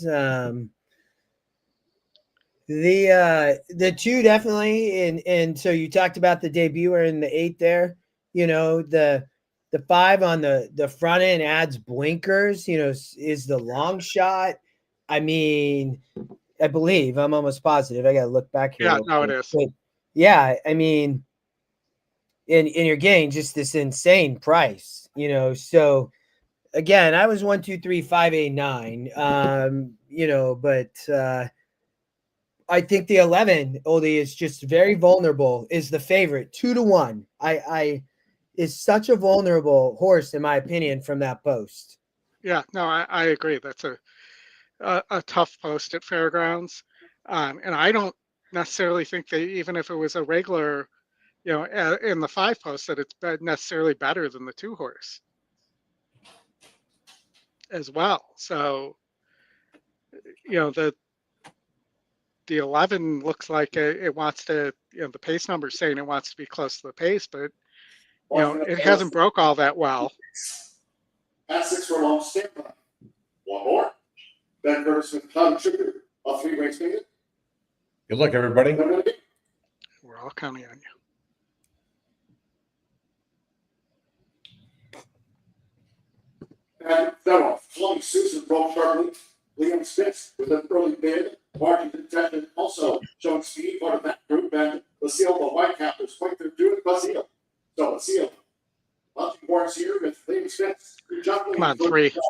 Torres, Lucille now in pursuit. The greatest powder sugar, calling Susan running in 4th. Spinach Gina in 5th. Martin's intention is 6th. Edwin inside, Moody Pie in 7th. Vincent Races 8th at the 3.5. Outside Canal Street, then follow round is Serena's goal with the pink seat silks and Grand Denver's trailing scene. Beta Juvenile Phillies sprint. That's the Battle of Far 2. It's Liam Smith to track down. 1 hour later, quarter covered at 21.94. Powdered Sugar right there for Liam Smith. So Liam Smith narrowly as Powdered Sugar woos that great fat, that Powdered Sugar to take out Liam Smith as the charge for home. Got the quarter pulled on a flat 46 seconds. It's Powdered Sugar who has that great neck in front now. Sometimes not going to be right. Swishing. Then Basile drop back. Chloe Susan for outside. Kinsley Grace. Moody Pie is also coming home well. Come on, 3. With that turn, it's Powdered Sugar. It can't be Nobody right. else really fired other than those 2 horses. Yeah. Fire. Thanks, Jen. That was Oldie with the airplane quote. We each try and get in at least one airplane quote a show. There's a quota. Yeah. Well, Justin, the outside post got you there. Rare for that to happen. I do agree with you in avoiding those there, especially at the fairgrounds.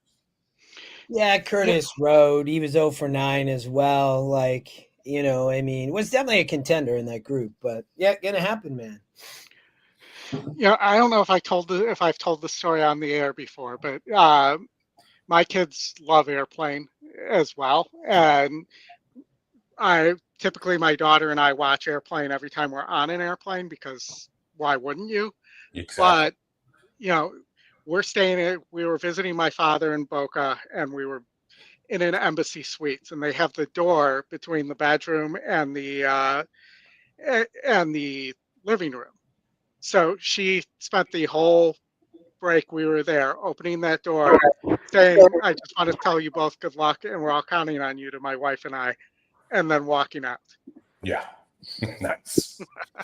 We got to work in some Airplane 2 quotes as well, Oldie. We Airplane 2, not as good as the first, but still good in its own right. All right, let's get out to Gulfstream here.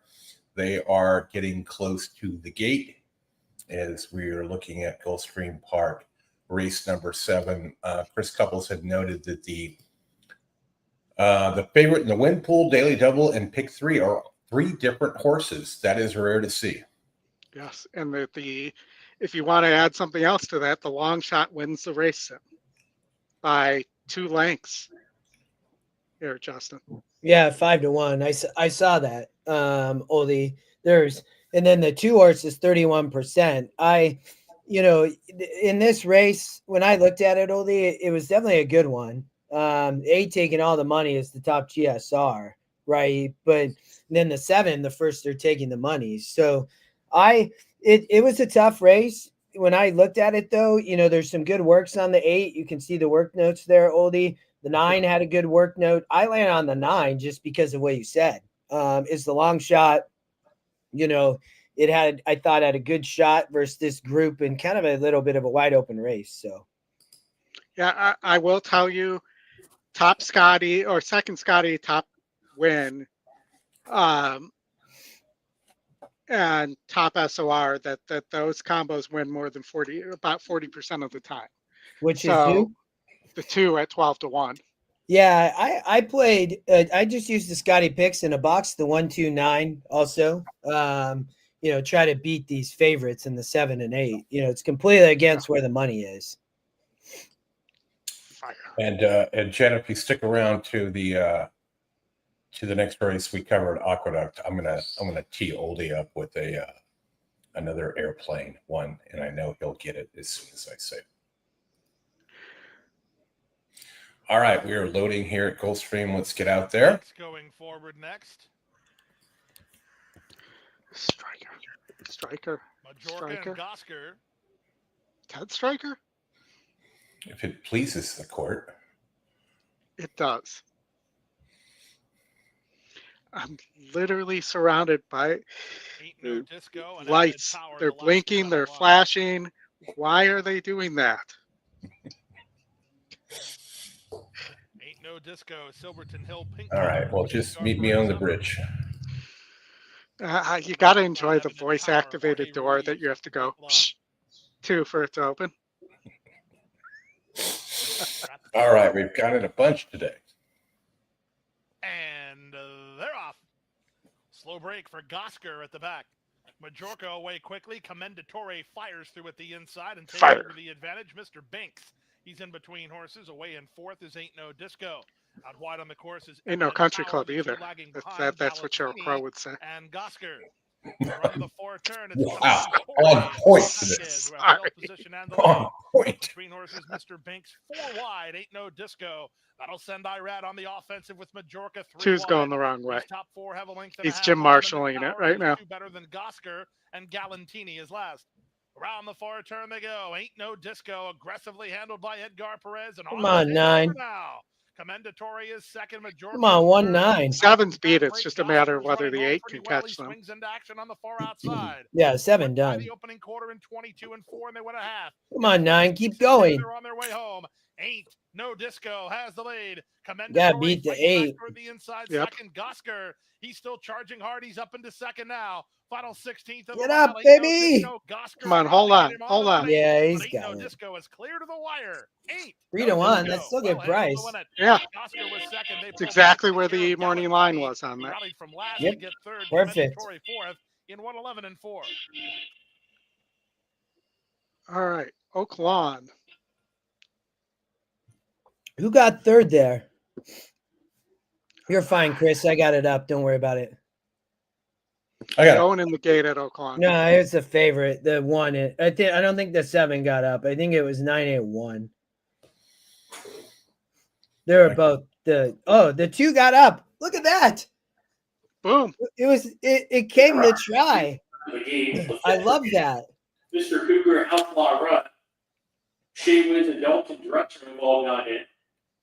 Right goes forward. Street Commander to post 10.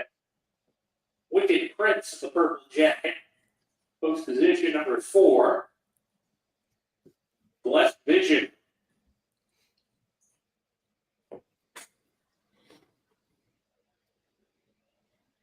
Point blank. Goes in. Under strike. The outside post. I thought the 3-1 double here had a big look at Oaklawn. 98217 at Gulfstream. 98217. 98217. That try gonna be nice. That with the 2 getting up for third there. Here's that.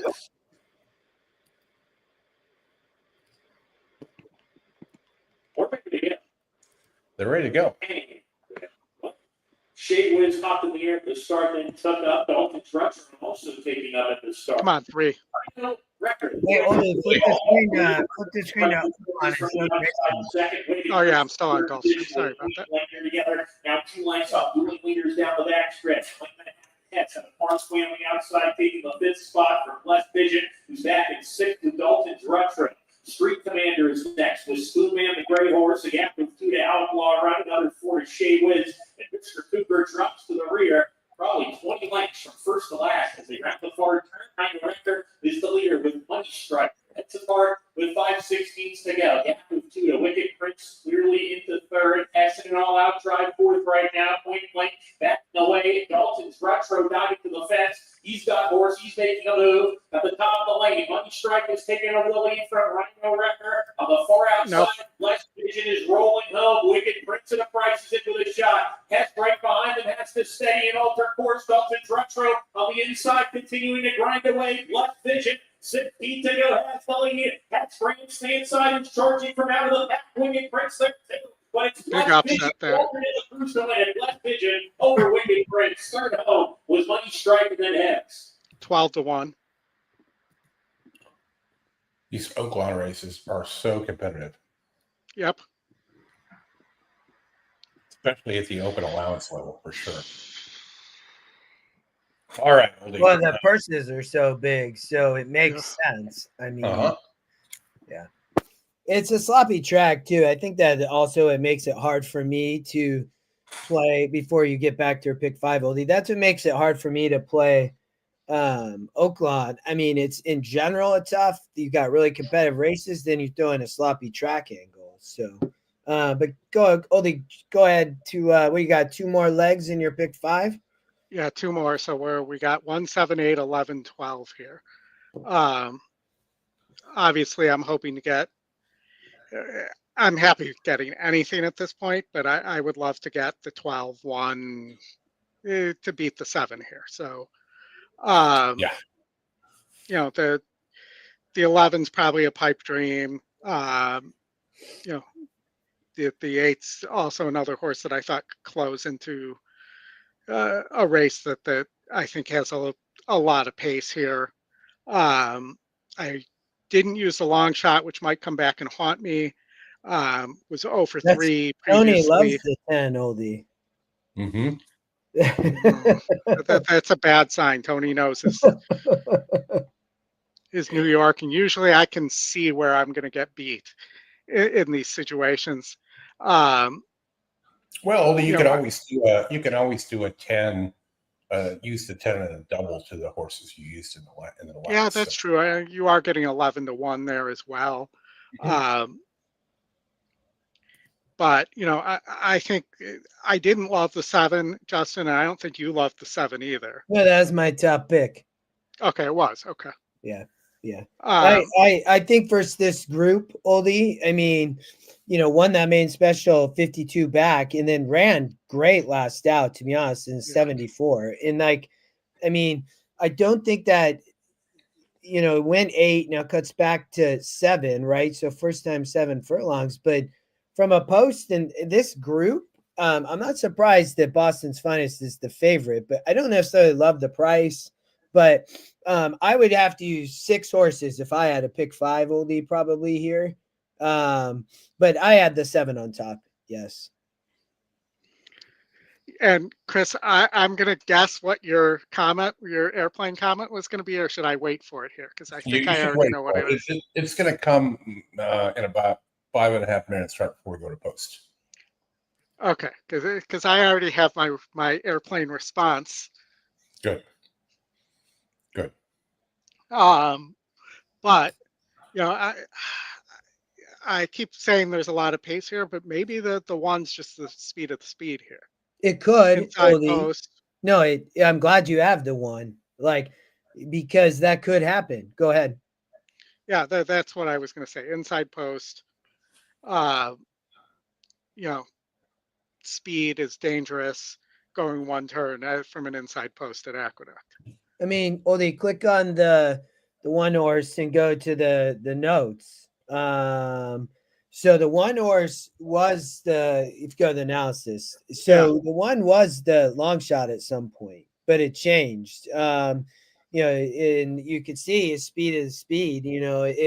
If there's not a duel, I think, only to your point, yes. I mean, it's why I'm glad to see you have multiple horses here, because you have a morning line angle at 9-2 from EE, 8-1. And there is a lot of speed, but also if that doesn't materialize, you're gonna have one of those races where the horse gets loose and it's gone, right? So yep. If it does, though, you see a duel on the front end.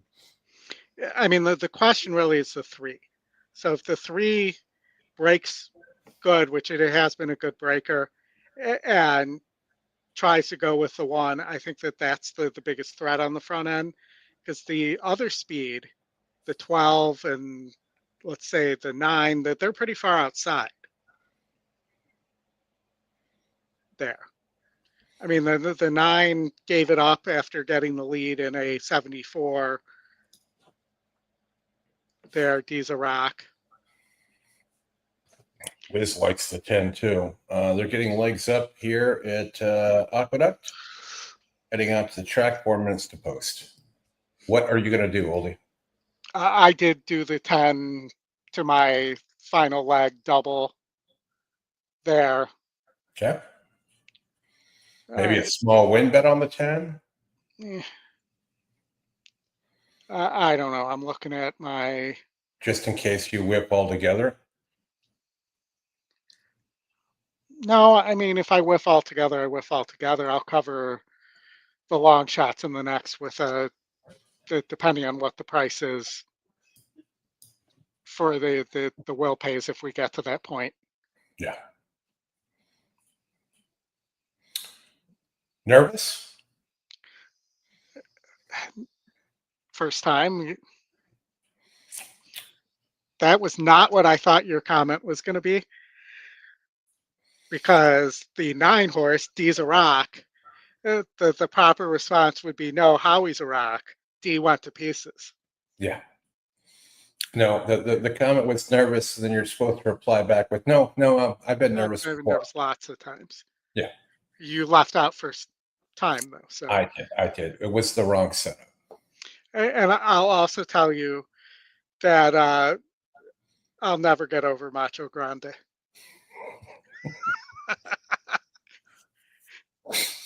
Oh, that movie is just so loaded with great lines. I mean, for those that are fans of Airplane and Police Squad and all that, you definitely have to follow Frank Drebin on Twitter. Those daily tweets are good, along with Norm Macdonald joke of the day. That's another good one. Breaks up all the political tweets and everything else that jumble up my feed. So, and I also would recommend, so my wife got me this last year, and I recommend the book on tape.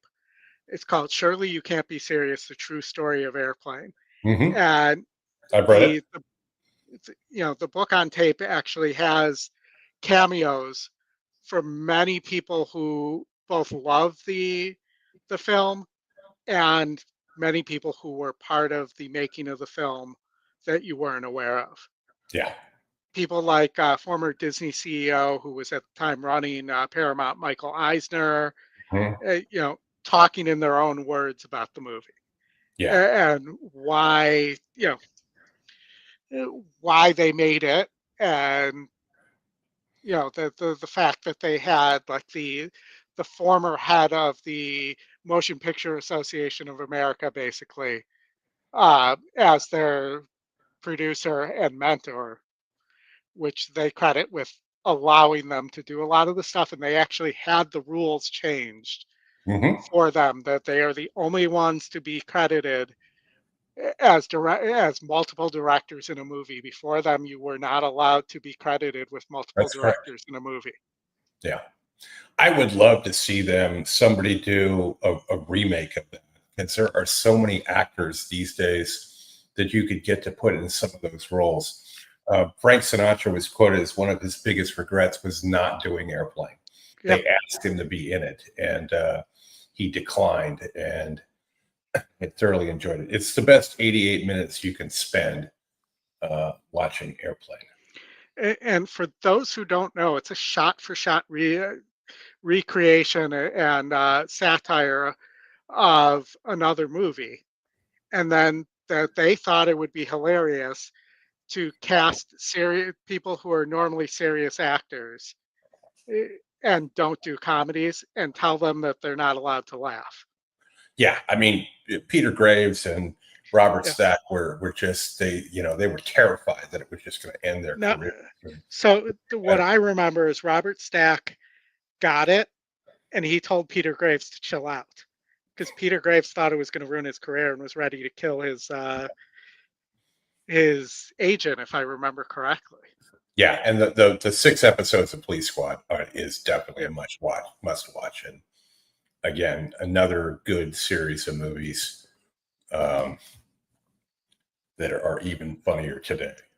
I mean, I could do a weekly show just on Airplane too. So maybe we'll do that. Maybe we'll do an Airplane show. All right, Justin, we're almost to the gate here. I ended up covering the 10 in a double to my horses in the last, just in case. I really hope you hit. I'm worried about your last leg a little bit, but I hope you get there at least either way. So we have 1, 7, 8, 9, or 1, 7, 8, 1, 7, 8, 11, 12. Yep. 8 doesn't want to go in the gate either. Oldie, Tony likes. If we did an Airplane show, we'd have to get Robert Hayes. I don't. How did you actually not use the 10-year when it was 20%? I have no idea. I can't explain it. I don't remember it being 20% when I put the ticket together. I'll just say that, because I did put the ticket together before the 4 was scratched. Okay. And it may have not been the long shot at the time either. Oldie, you get to the last leg, you may have to get a glass of water out and have a drinking problem. Yes. That more than anything else would lead to my drinking problem. Mm-hmm.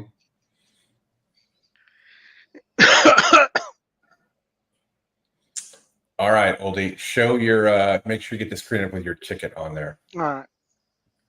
I was just showing the race sim there. There we go. 1, 7, 8, 11, 12 to sound the horn. Good luck. And we're all He's going to need some liquor for the last race. Right. He might need some liquor, Tony. Chris, you got sound? And they're off. Come on, 1. They'll hold the race. Plenty of pressure from Stunning Sugar, who's in that mix. Holding in the three passes. This ship lady doesn't want to lose ground. 5 across the racetrack here in the early stages. Blossoming area deck. This 4 wide, 5 wide is going to be Diesel Rock. To get back this Halfstone Smuggler. Broke with the leader, but is now back to the 6th spot. Closer pursuers in behind. Austin's Finest just had to tap on the brakes in behind. That's Clean. Atlas has got some forward momentum there with Storm Changer. Very tightly packed here on the front end. 22 and 3.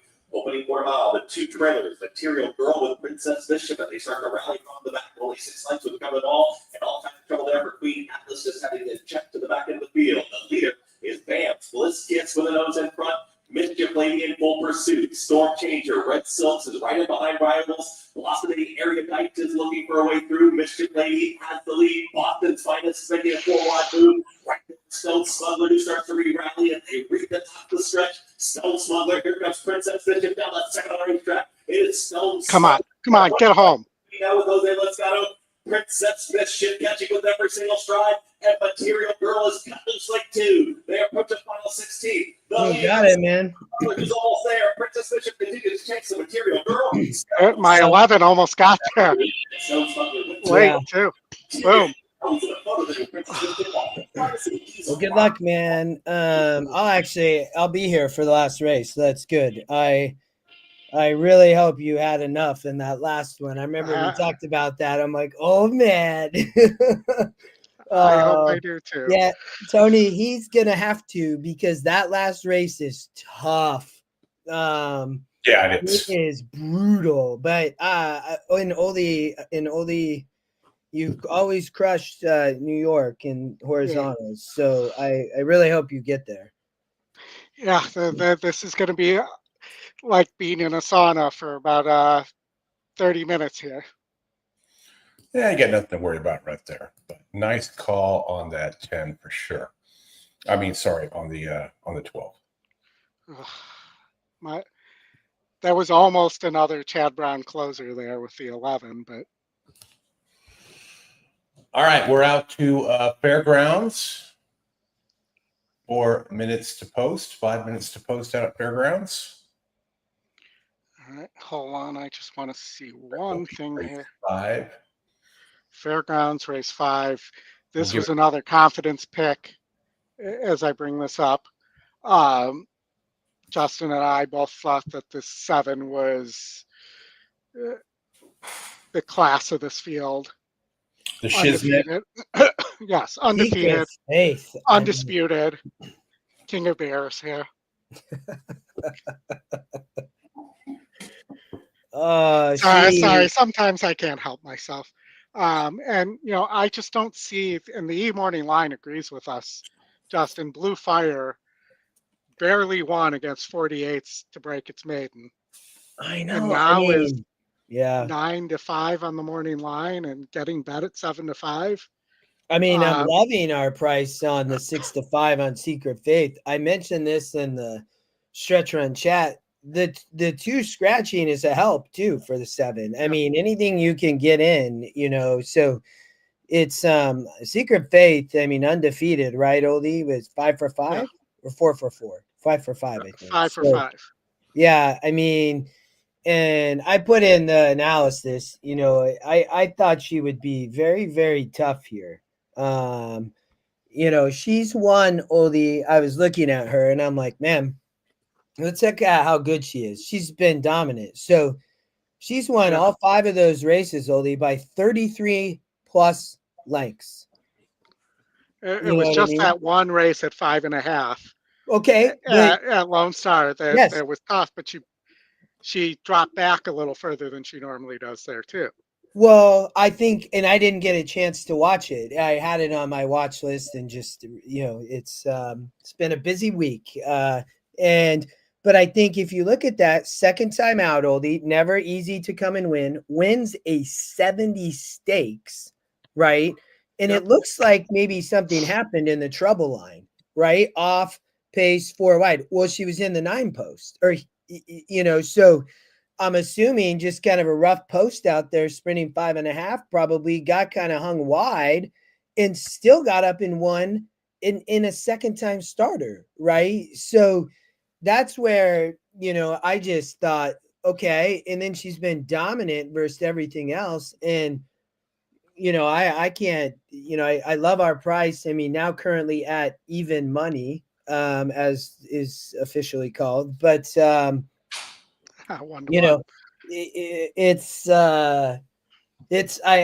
love their stakes card. It's really great. But I thought she would be really tough here. Well, and you and I think both like Warriors Justice underneath. Yes. as well. Yeah. And you're getting 13-1 right now on that, on a ice cold 7-6 exacta. Yeah. Yeah. I think that Warriors Justice been facing Secret Faith. I know we have the new blood, I guess, in the 4 and 5. I don't know. The Blue Fire just taking so much money, Oldie, and GSR is okay. I mean, it does go into the 60s, going 2 churns, but it's so hard to win next out like that. And I just think that Gellner has a special one in Secret Faith, and Warriors Justice has some experience for Brendan Walsh, right? Yeah. So, and has shown the ability to finish second. Matt, and races with Secret Faith. So yeah, I mean, Matt, makes sense. Secret Faith is 1-2 on the E morning line, so totally with you. But yeah, Oldie, it's the vertical, not a bad little play there. All right, so they are about to go in the gate here. It looks like they're heading towards the gate. There's a gate somewhere in their future. Yeah, they're approaching. It looks like.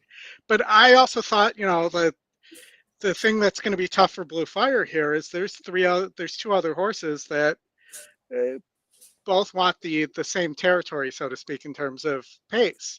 I mean, Joe Sharp's got Fast Flame, the second pick there. It's currently sitting at 6-1. That horse looks like it needs the lead. Want a Whole Lot of Love, which I will not sing, Chris, I promise. Also looks like it needs the lead, and was going fast at Louisiana Downs. So I just think that they're going to go fast enough that unless Blue Fire is a monster here, and last time out it didn't look that way,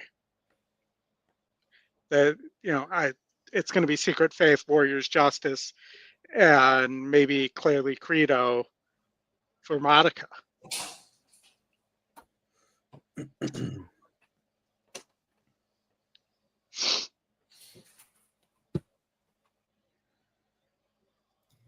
All Stakes pick 6 for the Fairgrounds. Fast and Birds. Stand by. One more. Casey Buzelet. Heating his Dancing Little Slew. 6 Delta Downs debut.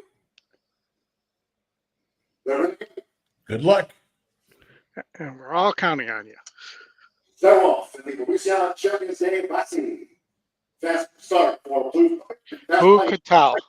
Quick to engage. Clearly Credo and Warriors Justice. The Black Cap also close. Secret Faith tracks the speed. It's Blue Fire.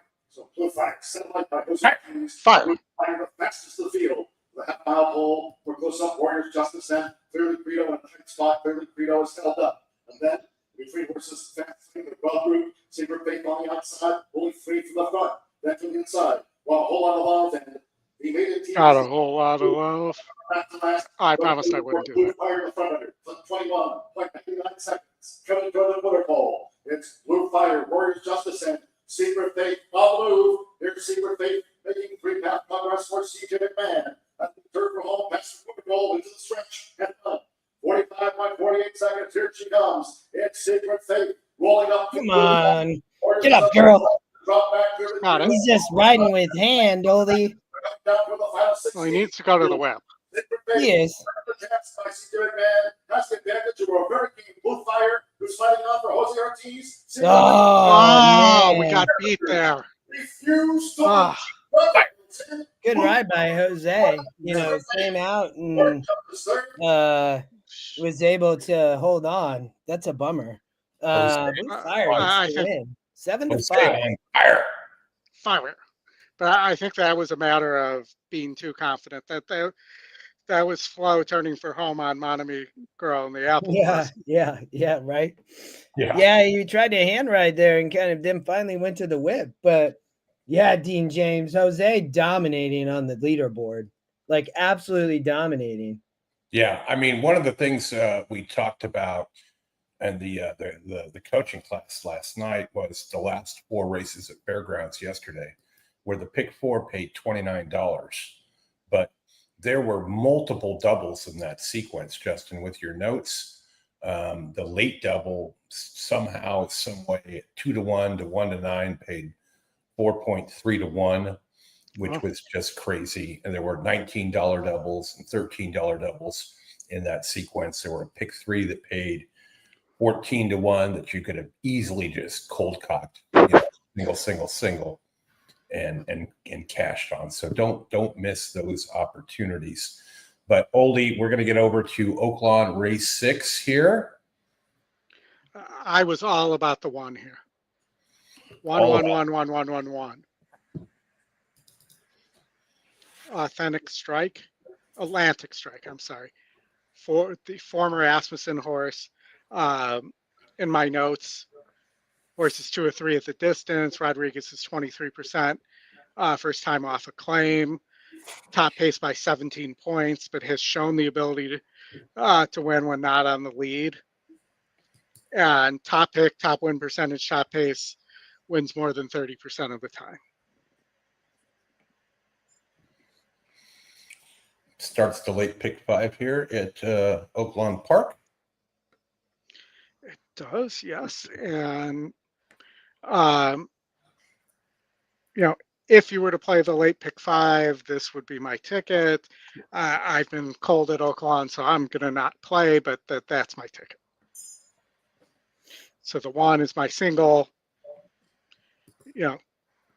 2, 3, 7, 12. And the 12 was an interesting horse here. Had a decent work, couple decent works here. Then here, so you'll note that I am not using the 2, who is the 4 to 5 morning line favorite. My note here says, well, part of it got erased there, but the horses burnt money in the previous 3 races at the level, might need lead and pace number, puts this horse in the middle of the pace. This may be a vulnerable favorite based on pace of the races in current form.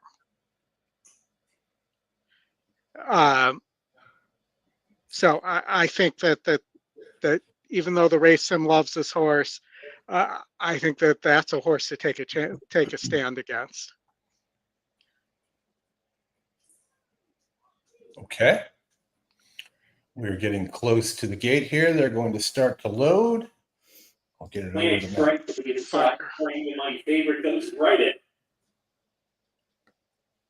Ship it. Post position number 2.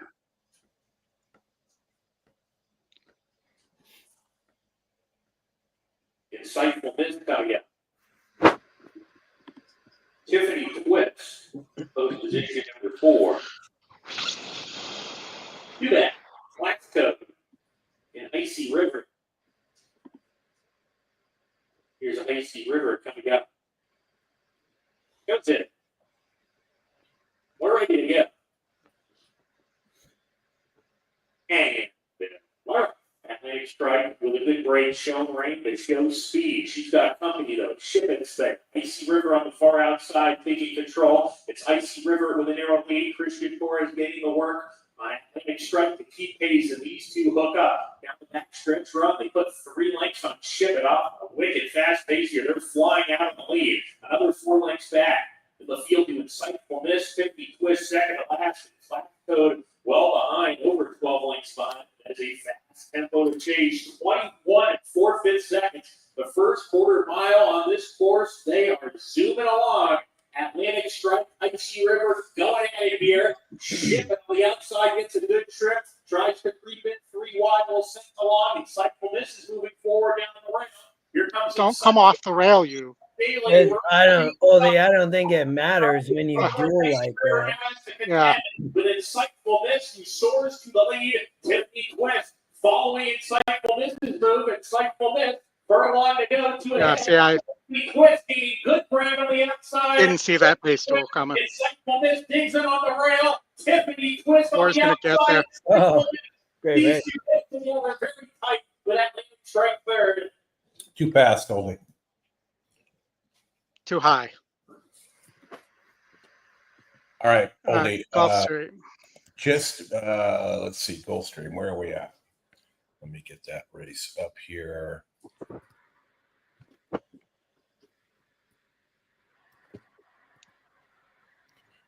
Oldie, quickly, before we get to Gulfstream, who is a little tardy, who do you have in the last at Aqueduct? I have the 1 through 4 and the 9. So go 9 based on what I've seen on the wheel pace. So 8,100 to the 1, 6,600 to the 2, 5,700 to the 3, 8,100 to the 4, and $17,717 and a quarter to the 9. We're 10 minutes away from that. I think there's a good chance you could get a pick 6 carryover too. Looks like. Well, All right. the 2 through 4, I think, don't carry over. The 1 and the 9 would. And the pick 6 a bunch. Yeah. All right. Yeah, they have the Tropical Park Oaks right over at Gulfstream Park. So, if you want to flip back over there, Oldie, it's a bummer. I saw that Oldie mentioned the 10 scratch. That was my top pick here. Who was your top pick? My top pick on the preview show was the 7, but based on the scratches here, I think the 12 would be my top pick. Yeah, no, I agree. That was my second pick from the preview show. Yeah. So that's where I would default as well. Man, I really like that 10. That was a bummer. But 4 was the winner at Oaklawn, by the way. Tippity twist over the 3. Oh, yeah. No, that looked like the 4.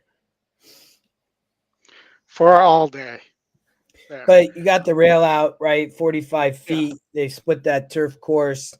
I thought Bella Wright's underneath maybe. The long shot had a look. You can see the 8 and 4 also in the Scotty picks. So, yeah, it's but I do think the 12 could be dangerous on the front end. But, then underneath I'd have like the 1, 3, 4, 7, 8 or something. I didn't really like the 5 Oldie. See you around. Yeah, I didn't know what to make of the 5. It is getting bad. It does have IRAD. Moving in for second time in the U.S. Tropical Park Oaks. Deep and competitive field assembled. Bettor's not real sure where to go here. There's a host of chances on the betting board. Numbers 3, 5, 7, 8, and 12, all under 10 to 1 here. Lukewarm favorites include 5, See You Around, and 12, In Our Time.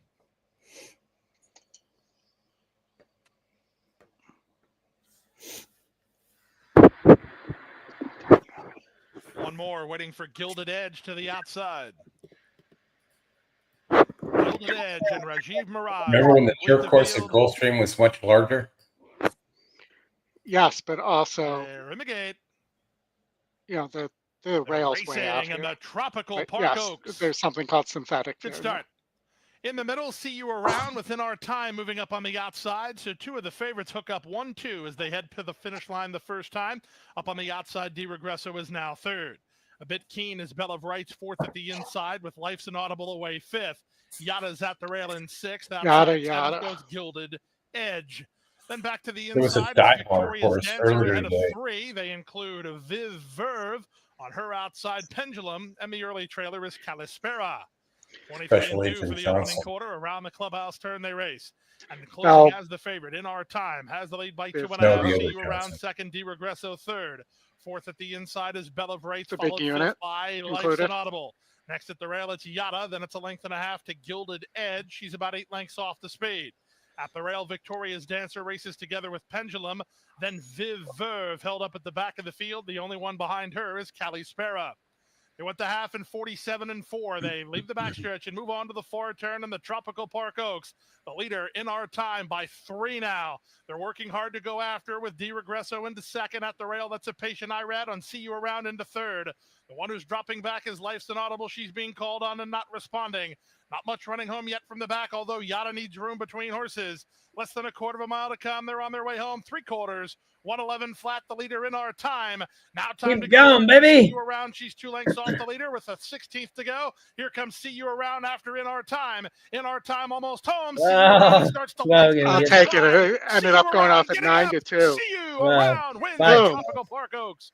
She nails the What? favorite in Boom. our He time. didn't They were even. nicely clear. You gave out the Di 5. Roberto third and 139. That wasn't Boom on the and previous 2. show, but Boom on the pick 5. Very confused, but that's good. All right.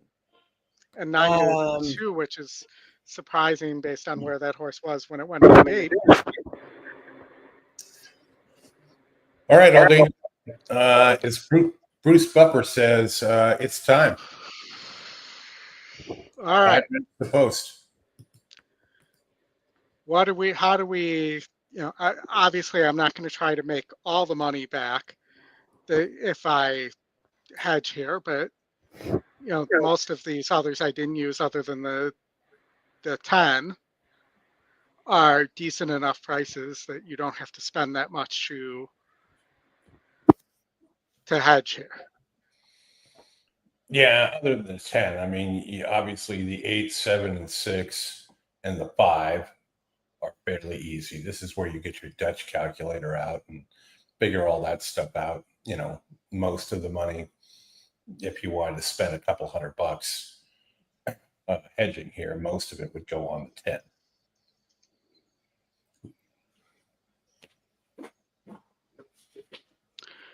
Hopefully, I'm just throwing it out the window and it won't be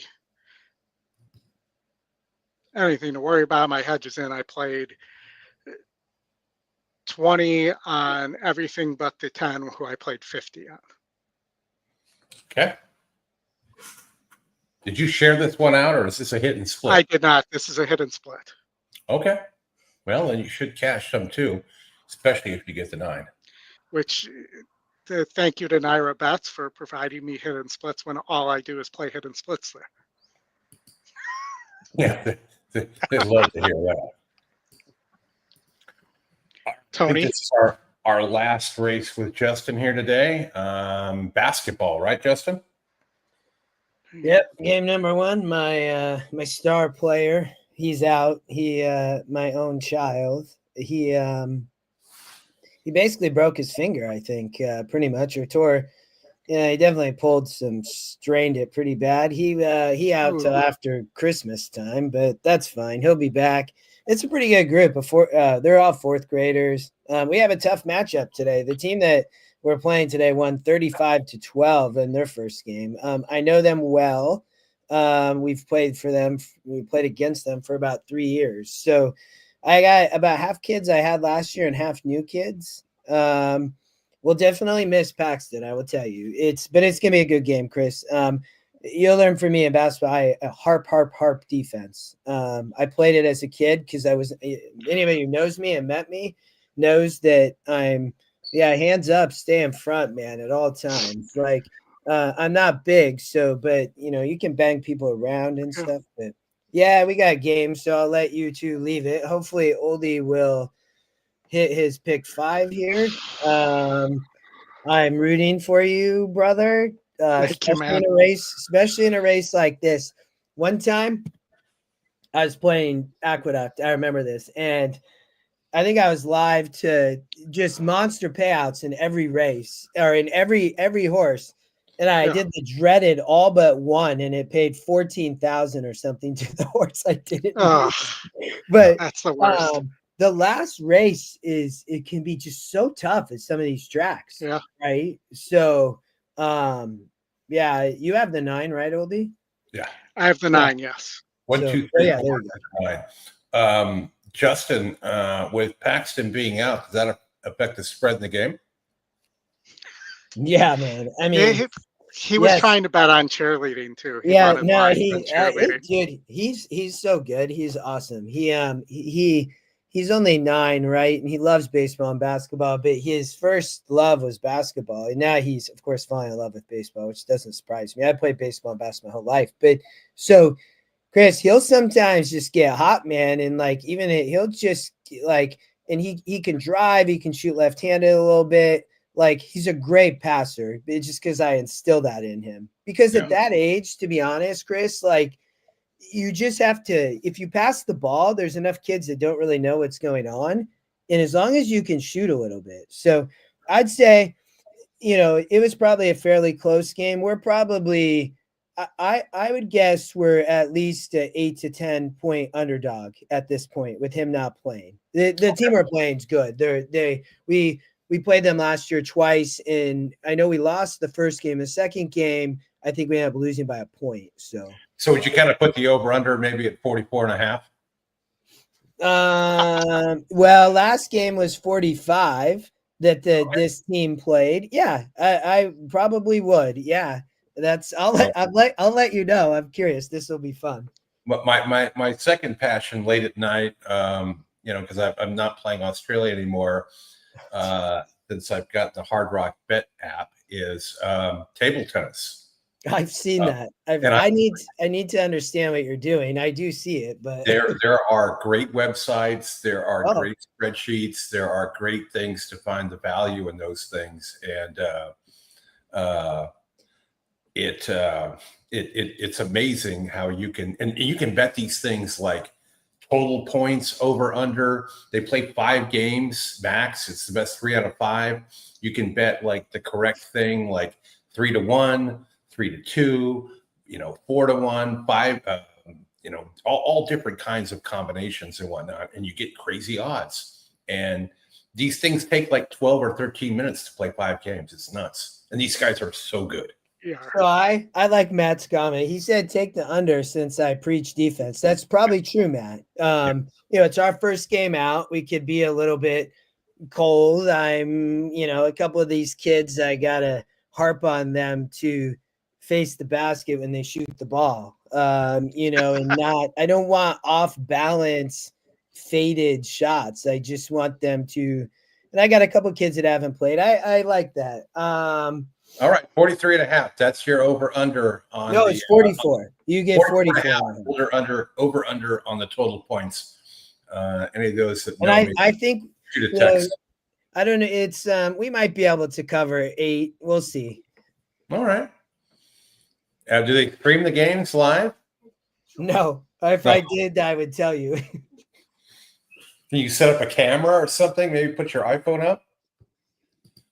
There's a good question for you, Oldie, from Matt. How much would you sell your ticket for right now? $5,000. Matt, you buying or selling?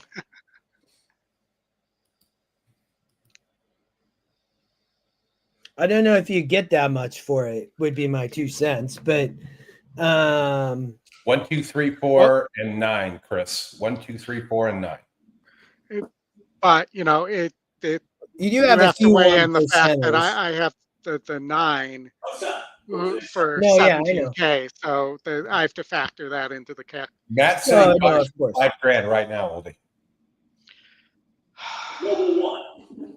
No, let's just ride it out. What? Dangerous. I don't want to take Matt's money. That's the thing, and I've always said this. He would have gone to 6,500. Yeah. I don't want to take Matt's money. That's What do you mean? He's just giving you a no risk like coverage there. I would. Well, and this is a bit of a topic. I'm going to put the audio down for just a minute. A topic that I've seen with the racing symposium with these multi-race bets, being able to cash out like you can in sports betting. Yeah.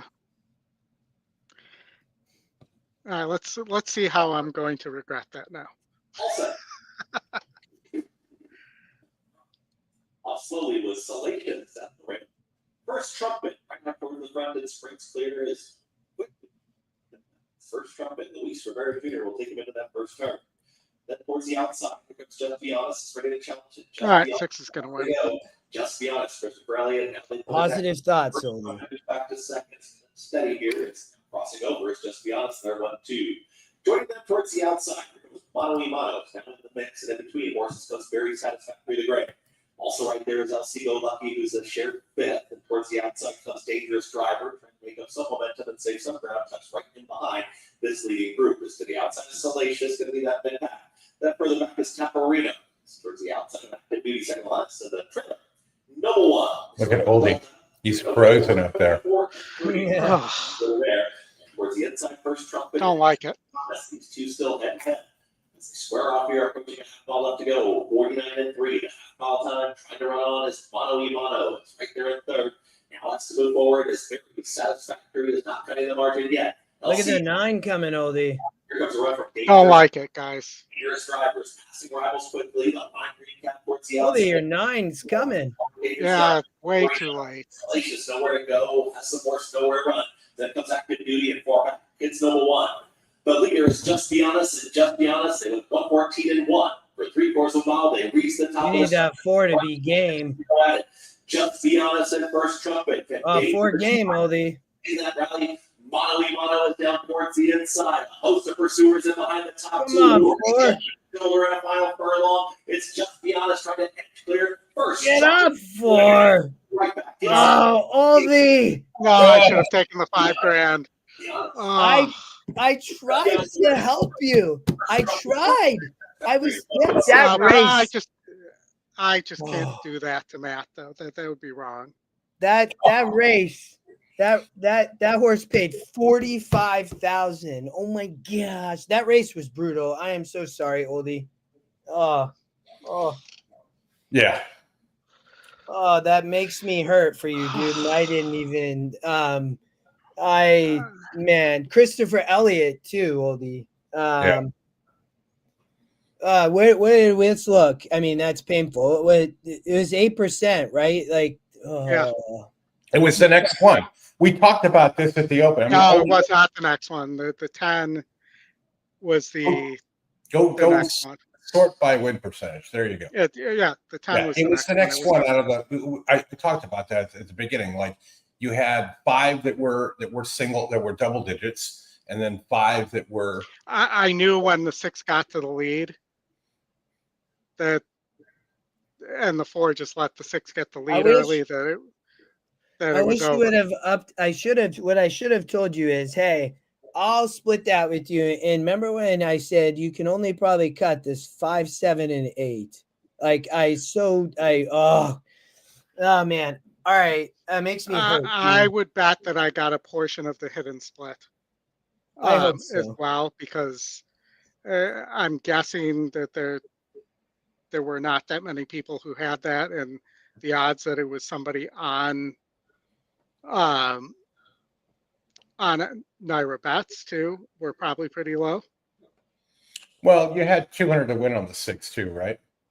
No, not 200. $20. Yeah. So. All right, I gotta bounce. I'm sorry, Sorry, brother. guys. I hope you guys have a good show. Matt, Chris, Gary, Dean, everybody else, thanks for being here. These guys will keep it down. There is no camera for the game, Chris. Maybe in the future I'll think about that. I'll keep you updated. I will keep you updated. Just all you gotta do is bring an iPad, put it up on the scoreboard. No, I know. The rest of us can kind of get together in the WhatsApp chat, do a video, and coach them up, play defense, and get your boy back out there soon. All right, I'll see y'all soon. Bye, Gary. Thanks, guys. All right, Oldie, that was a tough one. It was Super tough there, but we are going to move on and get over to the Fairgrounds race number 6. Interesting race here. The 6 Smoked Wiccan is your heavy favorite at 3 to 5. Justin and I didn't love this horse in the preview. I was on the 2. No, I was on the 4 Viola Magic, and as well as the 1 Hint of Power. I'm not going to say the first part because I'm not sure exactly how to say that part. Who's 14-1? Tiz. Or they might be TDC. Will be interesting to see how that name is called. All right. Well, that just went official. That's 2 weeks in a row that I was alive to a hidden split and couldn't bring it home. Mm-hmm. But the thing is, you don't want to get, well, I guess in that case, it would have been good to get reflexive and play an all and take the 45 grand.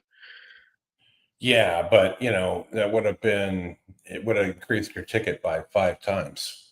Yeah, no, I know. I'm just saying, in general, like I didn't use the 10, I didn't use the 6 there. They were the next two. All right, so refocusing on Fairgrounds. I think the 2, Hey Jude, the 4, Viola Magic. I mean, Hey Jude's undefeated, and I think has a good shot at beating Smoked Wiccan here, who did win. It beat 66s by 8.5, but when that horse hasn't been on or on the lead, that horse has struggled. So, and doesn't profile to get the lead here.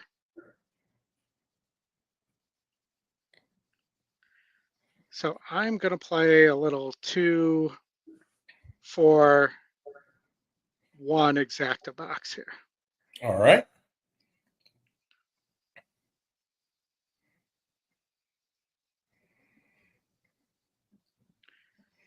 We will be with you here through the last race at Gulfstream. Sound good, Oldie? Sounds good. Perfect. Fairgrounds, Oaklawn, Gulfstream, Fairgrounds, Gulfstream will be the last for us here. We appreciate you all for joining. Please hit the like and subscribe button. We'll be back next week on Saturday, of course. Road to the NHC will be on Friday with Scotty and the 2022 NHC champ, David Harrison. As we get closer and closer to the NHC, which is in March, right, Oldie? Yeah, we're on the road. We're almost turning for home on the road to the NHC. We're going to have to get our travel booked and all that kind of fun stuff, as we all hope to be out there live doing the 4-day show live from the tournament room with all the folks that are there. Special interviews and all kinds of fun stuff. I know folks are still trying to qualify, which you can do via horse tourneys, I believe it is. Yes, horse tourneys. Yeah. And the qualifying is also open for, yes, it is in Las Vegas. The qualifiers are also open for the Breeders' Cup Betting Challenge. Twin Spires also has a phenomenal set of tournaments to get to the Kentucky Derby Betting Challenge. Obviously, on Derby Day, we know our good friend Mike Saletta's got a couple qualifiers into that as well. But you can find that on their tournament page. All right, going into the gate here. I mean, check out the race sim there. It's a who do you like? Yeah. The 5's the only one with an arrow forward. They're off in the Louisiana Champions Day Judo, where TD's hit the power, rockets away for KC Fusillade. TD's hit the power, links away to make this dash for the half-mile pole with Louisiana Jets in the green cap. Then Ball Magic, Kobe Hernandez, and Smoking Wicked. 4th ball, 4 outside. Meantime, saving ground for Jared Butter. K2 starts a bid. Loyal with the live Hampton cap and 7th field, ground for Sextet. As they enter the bar curve, aiming for TD's hit the power, who's thrown down the gauntlet after a quarter 21.78 seconds. They roll the 3 furlongs from home. And Smoking Wicked is now gearing up. Here's Smoking Wicked up to TD's hit the power, who's narrowly in front as they turn for home. Then to the inside, Louisiana Jets. Hey, Judas flying a gap for the inside as they streak away. Ball Magic in front of the 7th field into the stretch check mile. Smoke Wicked looks too good here. With Kobe Hernandez. Learn to rate. Wicked, who has the lead with 1 furlong to go. Smoking Wicked leads. TD's in the power. That's Ball Magic. And then Hey Jude, they're close to home. Smoking Wicked. Smoking Wicked. And Dallas Stewart has his 1,000th career win. Comes in the New Orleans Fairgrounds and the Louisiana Champions Day Judo. TDZ was the call, Oldie, on that horse. TDZ, okay. who did All not right, so know to motor on. motor. Don't do it, man. You're really pushing your luck today. Gulfstream race 9. Gulfstream race 9. Okay. There's a Blondie reference in here if you can find it. Gulfstream race 9. Now I got to go to view names. Oh, sorry. I'm a race ahead. Go to Oaklawn. We just did Oaklawn. No, Oaklawn race 7. Then we'll get to. Okay. I had Oaklawn up here. There we go. But I lost it. So hold on. Oaklawn 7 wins the race sim. You're getting 6-1 there on Can Do Andrew. You also have Martin Brodeur here, and who's the second-time starter for Martinez Cassie, who's your long shot. Good GSR, didn't really break last time out. Excellent goalie. Yep. Old butterfly style goalie. Mm-hmm. All right, and Chris Hartman with Motel Patel. I feel like I should say Holiday Inn after that, but let's see. So, and your current favorite is Steve Asmussen's El Prestigio. Yeah, we're getting into the gate. Steve and his Asmussen. And all right. And his agreement with the New York State Gaming Commission. What's his agreement with the? To pay his workers correctly. That would be nice. Yeah. Shortly.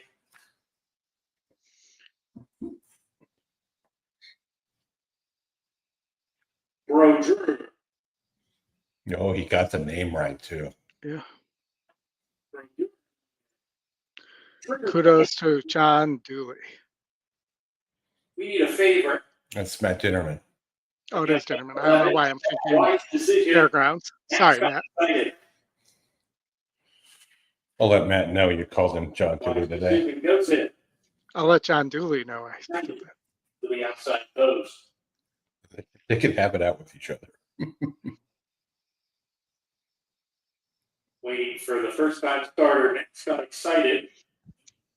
We should have a race calling competition. Oh, absolutely. And you could, I would love the Breeders' Cup to have all the top race announcers. And a race calling competition, kind of like American Idol with public votes for The Voice. The Voice, and you can't be you're not told who the race caller is. Got excited there with Brodeur. It's now Brodeur who's taking over. Next got excited to the outside pressing. And Motel Patel right off of them in a pocket to the inside third. Top Echo being swarmed in joint fourth with Wise Decision 3. El Prestigio is now at the rail. Another 2 lengths down. Front runner Charlie. Can Do Andrew sent along third last, but we need a favor.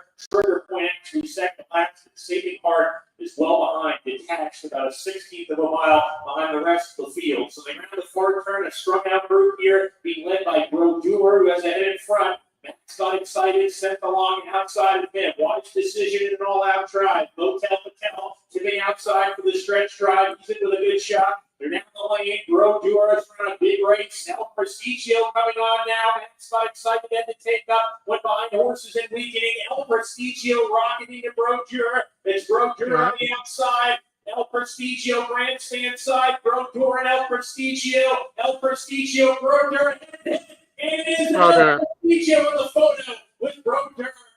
That too could come down. I think Brodeur won anyway, so I'm. Yeah, but the 2 still could come down for interfering with that horse for a better placing. Whether or not the 9 won, I think it's irrelevant there. It'll be interesting to see what they do here, Oldie.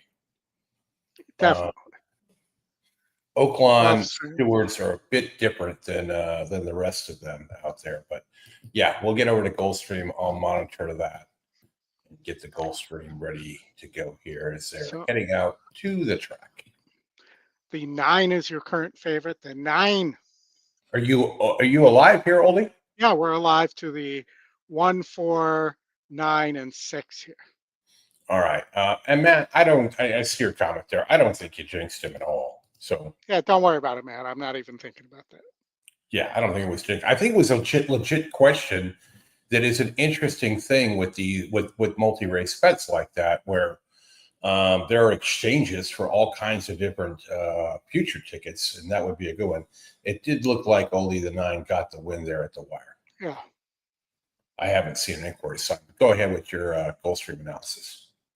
All right. Well, how much time do we have here?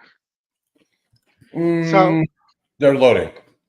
All right. So I think the top pick, Rapture for Brad Cox, would be a deserving favorite here. I'd love to upset it with the 6 or the 4, but Junior. 6 is a major overlay right now, or underlay. It's a major award. Raj Helicity walking forward next. Now shot in the dark. That's a Christmas Story reference. All right, didn't get that one. Risk factor. Yeah, the Lake Lamp. It's a major award. Waiting for Freaky. It's a freaky deaky do. Racing Driver and Vassimo. All right, we're cruising out back to the fairgrounds after this. We just had a fairgrounds. Now we have. Yeah, we did. But Aqueduct is done, so. Matt got it. Nice. How does Cox train all these horses scot-free? The answer is he doesn't. And they're off. Good start at the inside for Rapture. Moving up. I know his son so the two favorites is involved in training now too. Drivers tightened up for Racing Room. Shuffled to last. He's got a bunch of as they run out of the chute. Assistant now trainers. Almost 3 in line as Rapture takes back. The leader is Freaky by a neck. On the outside, Vassimo, and from between them, it's Risk Factor. Rapture's at the inside. Fun fact, I had a Lake Lamp. I displayed it in my last house. Is moving closer for Edgard Zayas, drawn within 4.5 lengths of the lead. It's a length and a half to Helicity, third last. 2.5 clear of 11 Bravo, and Shot in the Dark is last. The opening quarter was 24 seconds flat as they go to the half-mile point. Risk Factor on the inside and Freaky alongside, and their heads apart. Vassimo now third. Rapture is there fourth. Virage is fifth. Outside sixth. Racing Driver. 2 back to Helicity seventh. Eighth is 11 Bravo. Irad just hit the button, so to speak. Last as the pace starts to quicken. Gary, we're getting that out next week. Sorry for the delay. Freaky It's throws been a out busy the time anchor. for Stablemate us. Vassimo is up to take the lead, though. Off cover. Here's Rapture with a sharp move into second. That's all for Risk Factor. 2.5 back to the outside in Helicity. Virage is at the inside, and they're at the top of the stretch. The 2-2-1 shots square off at the top of the lane. It's the Pletcher runner, Vassimo, who has the lead over the Brad Cox trained Rapture, who runs at him on the outside. These two put on a There's show. your Blondie reference. Only with one horse. Vassimo trying to buckle down. Rapture trying to get him on the money. Vassimo's very game. He's got his ears up. He's still in front. Rapture is second, but Vassimo, a classy individual in the run here, he wins by a length over Rapture in second. They were nicely clear of Racing Driver third, Virage fourth. 139. All right. Vassimo went off as your second choice there. Does look like he wants longer too, so this could be somebody you might see more of, maybe in the Fountain of Youth or Holy Bull or something like that. Because Pletcher does take a lot of those last out maiden winners and put them in races like that. All right, Oli, we got 18 minutes to Tampa Bay down. So you want to take a quick pivot and maybe head over to Los Alamitos. That's a race we can show. Sure. I get you up on the screen and I'll tee up the video. All right, so let me see if I can make this larger because I see the screen looks really small here. That's better. Yes, I will be right back. I do have the race teed up for you.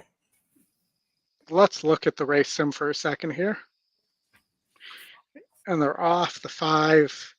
Your top pace number gets the lead. 2 is pressing. So is the 4. They're 3 wide.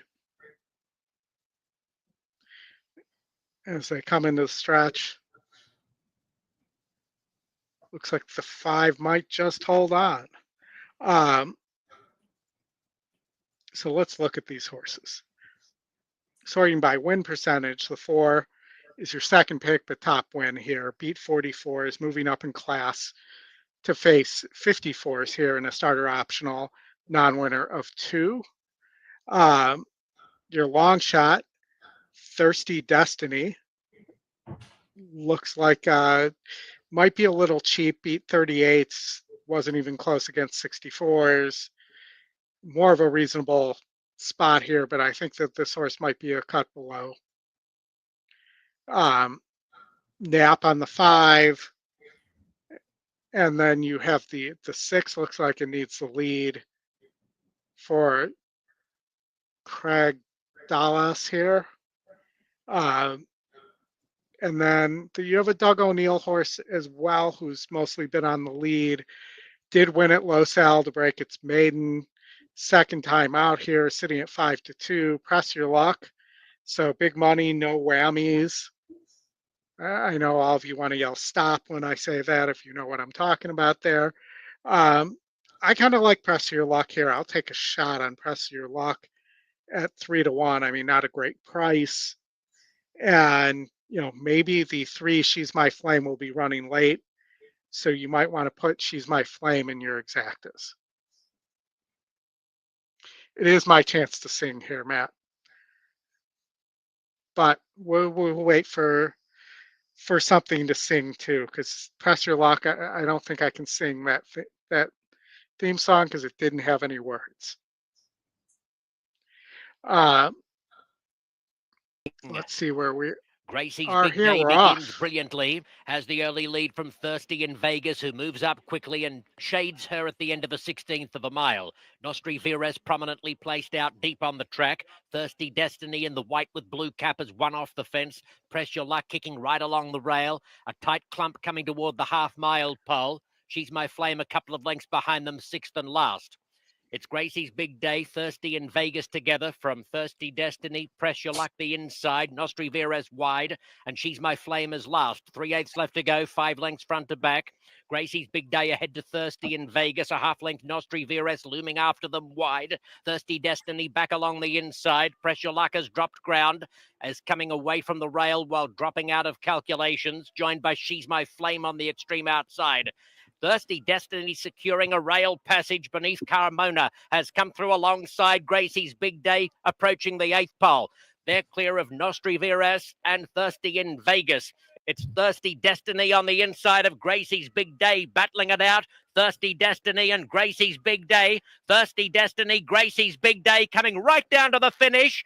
And in a photo, I think Thirsty Destiny's made it a double for Serafin Carmona, the Bugman. Gracie's big day right alongside, though, and they had a great stretch struggle. I learned something new right there. The Bugman. The Bugman. The Bugman. Who is the Bugman? That apparently is jockey Serafin Carmona. Well, don't they call him the Bug Boy? No, apparently, much like Chris Elliott in Cabin Boy, he is now a Bugman. Chris Elliott, the Chris Elliott show was great. It's the Bug Boy. Matt is correct. And did you sing while I was gone? I did not. Matt tried to get me to, but then the race went off. Okay, good. Let's see. I pointed out that Press Your Luck doesn't have any lyrics to its theme song, so. Oh, that is super close there. Inside Horse. Yep. Try to bust through it. Flaming Wheelie. Inside Horse. Flaming Wheelie Bus. If that camera is actually aligned to the mirror and not the word finish, and I think it's aligned to the word finish. No, the low sound camera has been super good for 20 years. Yeah, but look at it. It looks like it's aligned to the word finish. No, it isn't. I've watched low sal racing for 25 years on TVG, and that thing is in the right place. All right, Oldie, we got 12 minutes to Fairgrounds. We could do a pivot to the last race on the turf at Tampa. We could. Must be old. Yeah, not as old as you, Matt.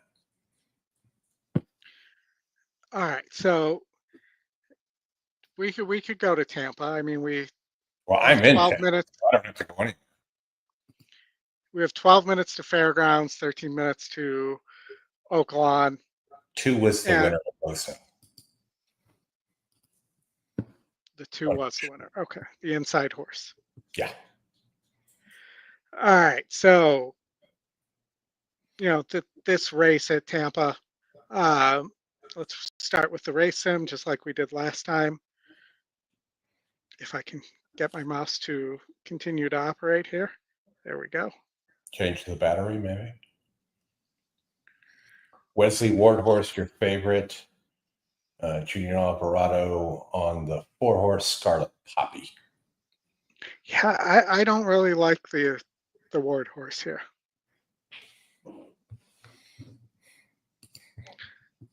Wesley and his Ward.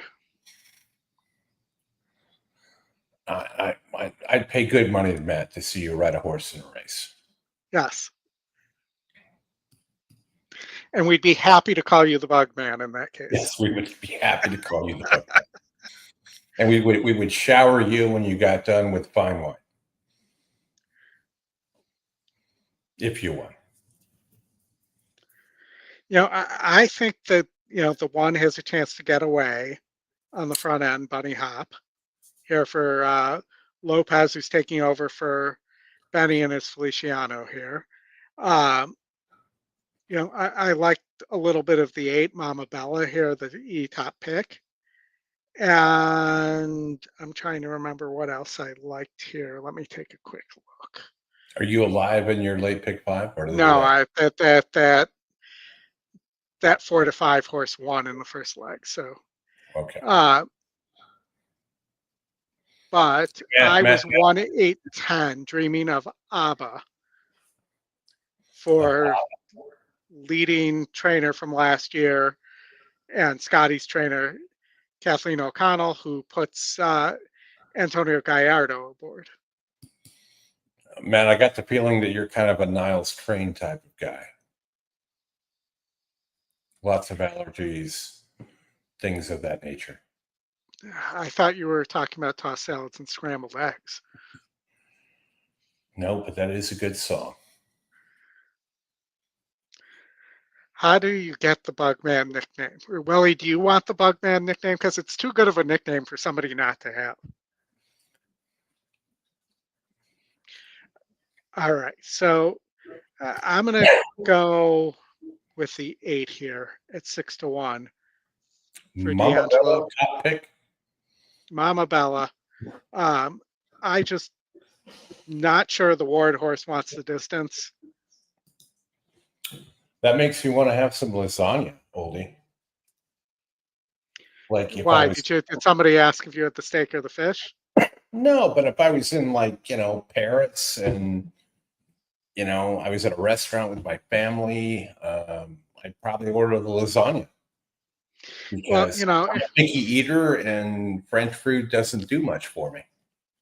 Have you ever been to a wedding? I'm sure that's a yes, but where the choice was the steak or the fish, and they asked you what you had, and you responded, "That's right, I had the lasagna." Yeah, but that reminds me of Airplane, right? Because the choices were what? Steak and fish, which is why. What did the pilots have? They both had fish. Yeah, they both had fish. And the navigator, which is an outdated concept. So that'll make me pivot. That'll make me pivot, oldie, and just have a little popcorn.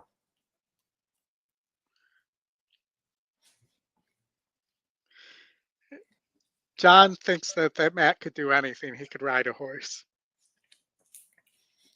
Matt is also good at the UFC, and the UFC is tonight on ESPN2. We also have Saturday night's main event returning on NBC in prime time tonight. Okay.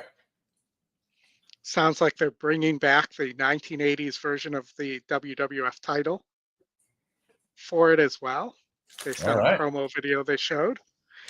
And I've heard the $1 Million Man, Ted DiBiase, is going to be there, as well as Coco Beware. Nice. And that there were a few others that will be there to celebrate the return of Saturday night's main event from the Nassau Coliseum, which I didn't know was still in use. Only for wrestling. Matt, we're going with smart popcorn. Smart food. White cheddar. Smart food. So they're the white cheddar? Yeah. You do seem like a white cheddar sort of guy. Yeah, I can't disagree with that. All right, 2 minutes to go here at Tampa. Only going with the 8 in the top slot. It's the get out race for those playing Tampa. What are we going here? We're 8.5 furlongs, so we're coming out of the chute today. I think they are. They should be making the turn over and then making a left. Yeah, are they coming out of the chute? We'll see. Yeah, because you got to remember that a better way of thinking how risk reward have shaped my view of gambling, life, and movie theater popcorn.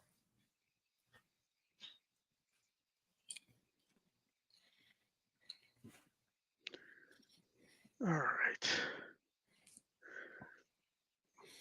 Willie thinks white cheddar's a little too messy. I can't disagree with that.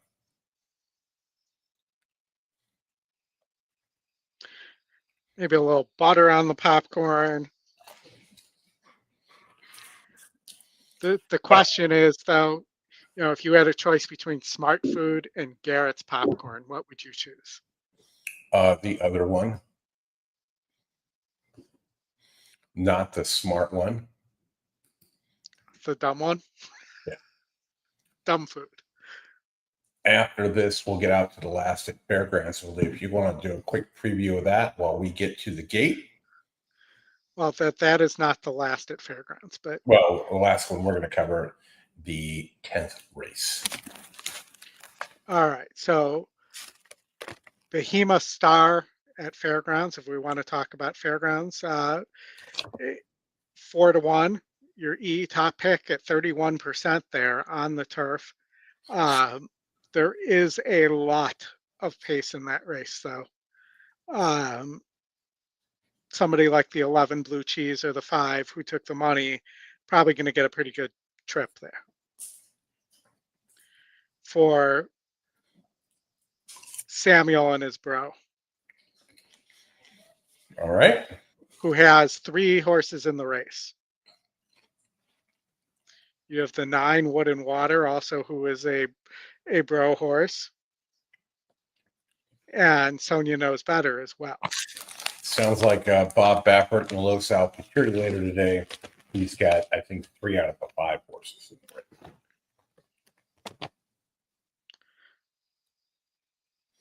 You got 3-finger. The 6 at Tampa as they head to the gate. All right, let's hear the Beamster.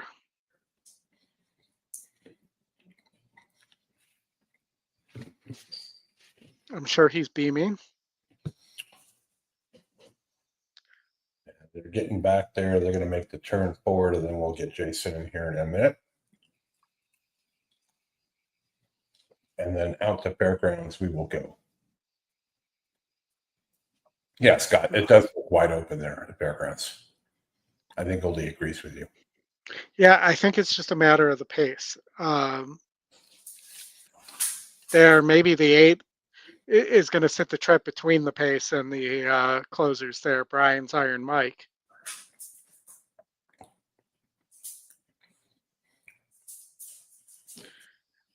Iron Mike, of course, coached both the Bears and the Saints. Mm-hmm. And gave up everything at the Saints. For Ricky Williams, yes. But that probably was still a better move than when he brought in Heath Schuler to quarterback. Yeah. 3-2 favorites is 1-4 Scarlet Poppy. And 5-2 the outside reading it out.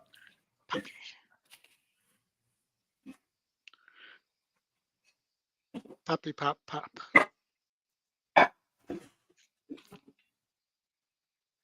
It does look like we're in the chute here. So, Chris, being the Tampa turf expert you are here, what effect does being in the chute have on this race? Where would you not want to be if you were in the chute here? I don't want to be on the inside because they all tend to crowd over it as you get in the chute to make that turn into the main track. So no pace on the inside or mid pace on the inside might be a problem. Yeah, to a certain extent, yeah, you can get stuck there for sure. And one thing you have to know is sometimes that these races will be noted as on the main track. Flip over to Tampa, Oldie. On the screen. Still on Fairgrounds. Sorry, guys. Yeah, they're kind of bunched there on the inside. Yeah. Some early initiative down for the inside. It's a bunny hop who's close up as they cut the corner. That wasn't good for the one. No, well, also not probably the best to take your horse back that needs the lead just because there's another horse going fast. Got to know your horse. Bouncing around on the one. Let's go back to the top here. Single on Caleb back in front by 2 now. Serious fight. Like that more back to big flight moves inside the money, not big 3rd and 4th. And my feet, of course, froze. 2 favorites right together, 5th and 6th. Inside that, Kentucky will lead in the 7th positions. Like that more back to 6th Reno. Ariana Valentina. Mama Bella is the early trainer. 22 and 4 was the opening 4 mile for Single on Caleb. 3.5 furlongs remaining in this journey. Single on Caleb. Third opening half at 46 and 3 and has a 2.5 length lead over Serious Light, who's second. They fly third toward the inside. Is Bunny Hop still 4th? Is 5th. Going to be a seed now. Who's dreaming about it. Is moved up to her outside and turn on the turns. Alabama starts to launch at the back. Is up a couple of spots as they come to the top of the stretch. Still got to come against Single on Caleb. Single on Caleb tries to shake loose. Goes clear by 3 in the stretch. Serious Light is second. Dreaming about trying to charge down the outside with the main line. I don't know if anybody's going to get to this 5 here unless it stops. Scarlet Poppy now shakes loose, and here comes Scarlet Poppy after Single on Caleb. I was wrong about the 4 not wanting the distance. Wow. Got the win. Single on Caleb back in the second fast, then came Mayfly. 3 horse photo there. 5 looked like it was gone. Yeah. Big turn of foot there. Well, but you got, second pick and the long shot exacta there, which should be fairly decent price-wise. 2 to 1 over 10 to 1, probably, yeah. 8 finished 4th. Oaklawn, this is where I thought the 4 to 5 favorite here could be vulnerable. All right, let's get to Fairgrounds, Oldie, because their stakes race is going to go off. Okay.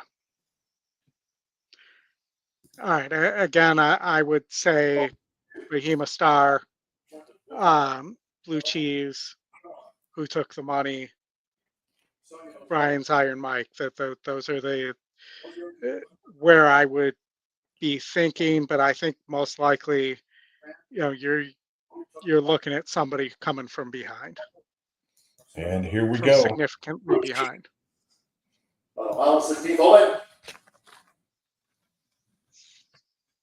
And go. And the Louisiana Champion State Turf. Calicoco straight to the lead for Jose Ortiz. Well out into the course is Calicoco. Bourbon takes to the inside. Calicoco. It's running stand side. B Solution is running in 3rd. Defending champion Rahima Star in 4th. Woods and Water 5th. So gets better at 6th. Big Blue running in 7th. Blue Cheese is 8th. Then Brian's Iron Mike and late one. Who took 20? Has dropped back to last. That's House Bourbon. Let's come up the near side. Axel Concepcion and House Bourbon just leads Calicoco, who stays close. Me Solution and Rahima Star, 3rd and 4th, making this run for the half-mile pole. Meantime, Woods and Water is a ground seating 5th with Sonny Knows Better. That's 6th. Then Big Blue, Brian's Iron Mike. 6 was your top pace there. Outside the half-mile pole here in the turf. The other quarter covered in 23.97 seconds. House Bourbon leads at 41 to 1 to a half in 49.80 seconds. A long odds leader, House Bourbon, as they now traverse the far side of the Fairgrounds course. And House Bourbon, who leads by just inside a length. At the side without trees. Close in pursuit. Leads on with Jose Guerrero. Bahima Star, the Gasoline now from third. Me Solution, with Woods and Water in fifth. As Calicoco comes to take on House Bourbon, leading the far third.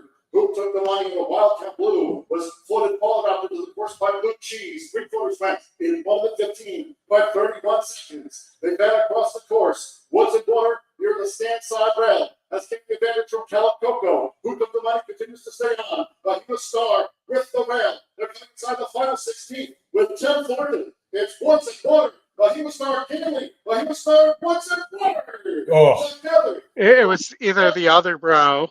It's always the other bro that beats you. Huh? Said it's always the other bro horse that beats you. Yeah.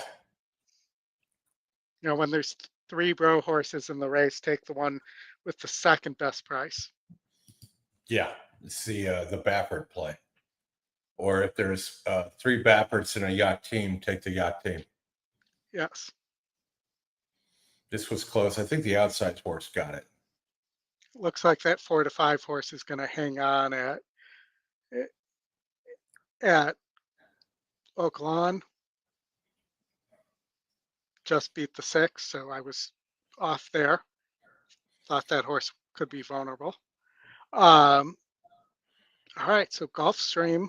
Gulfstream will be our last race of the day. All right, I am singled to the 4 here.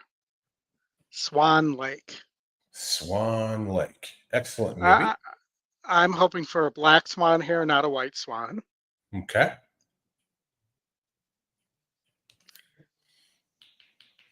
For Carlos and his David. The 9 got it at Fairgrounds. Yeah, the other bro. Mm-hmm. That's what I thought. All right, so Swan Lake, the 4E top pick, top pace, second best in SOR, winner of the last 2 at mile 70 and 8.5 on the synthetic. Gets IRAD here. Already won 1 at the championship meet with IRAD aboard. 6 to 5 currently. Your E top pick is the 7 Bringer of Rain. For Bringer of Marat, too, for Colin Marat. And your second choice in the betting here is the 5. Oh, no, actually, it's the 9 Valentine Bug, who did that we went on synthetic at or Valentine Bug. Yeah. But you know that this might be Valentine Man by the time he goes to the post here. Could be. We're getting out there now. Tony likes the 4-5 here. 4 best speed, 5 best closer. Uncle Armando might be hoping for a drunk uncle appearance on a SNL update there. Could be for sure. Let's watch the race sim in the meantime. We got a couple minutes here still. They're still monkeying around. Yeah. All of those things. What I just said. All of the things that Oli just said. All right, they're off.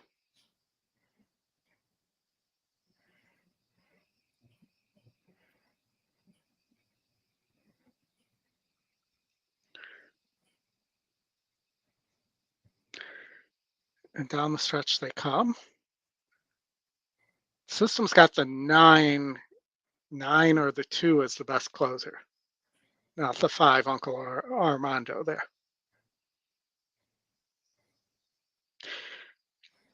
I don't know if he has the Uncle Rico arm too.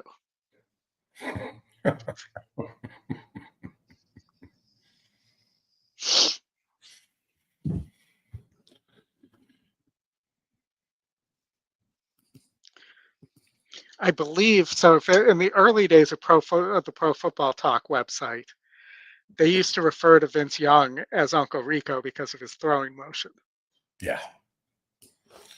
Oldie Gary's got a question here. His EE picks were 4-7-1 a couple hours ago at GP. There weren't any late scratches. What causes that?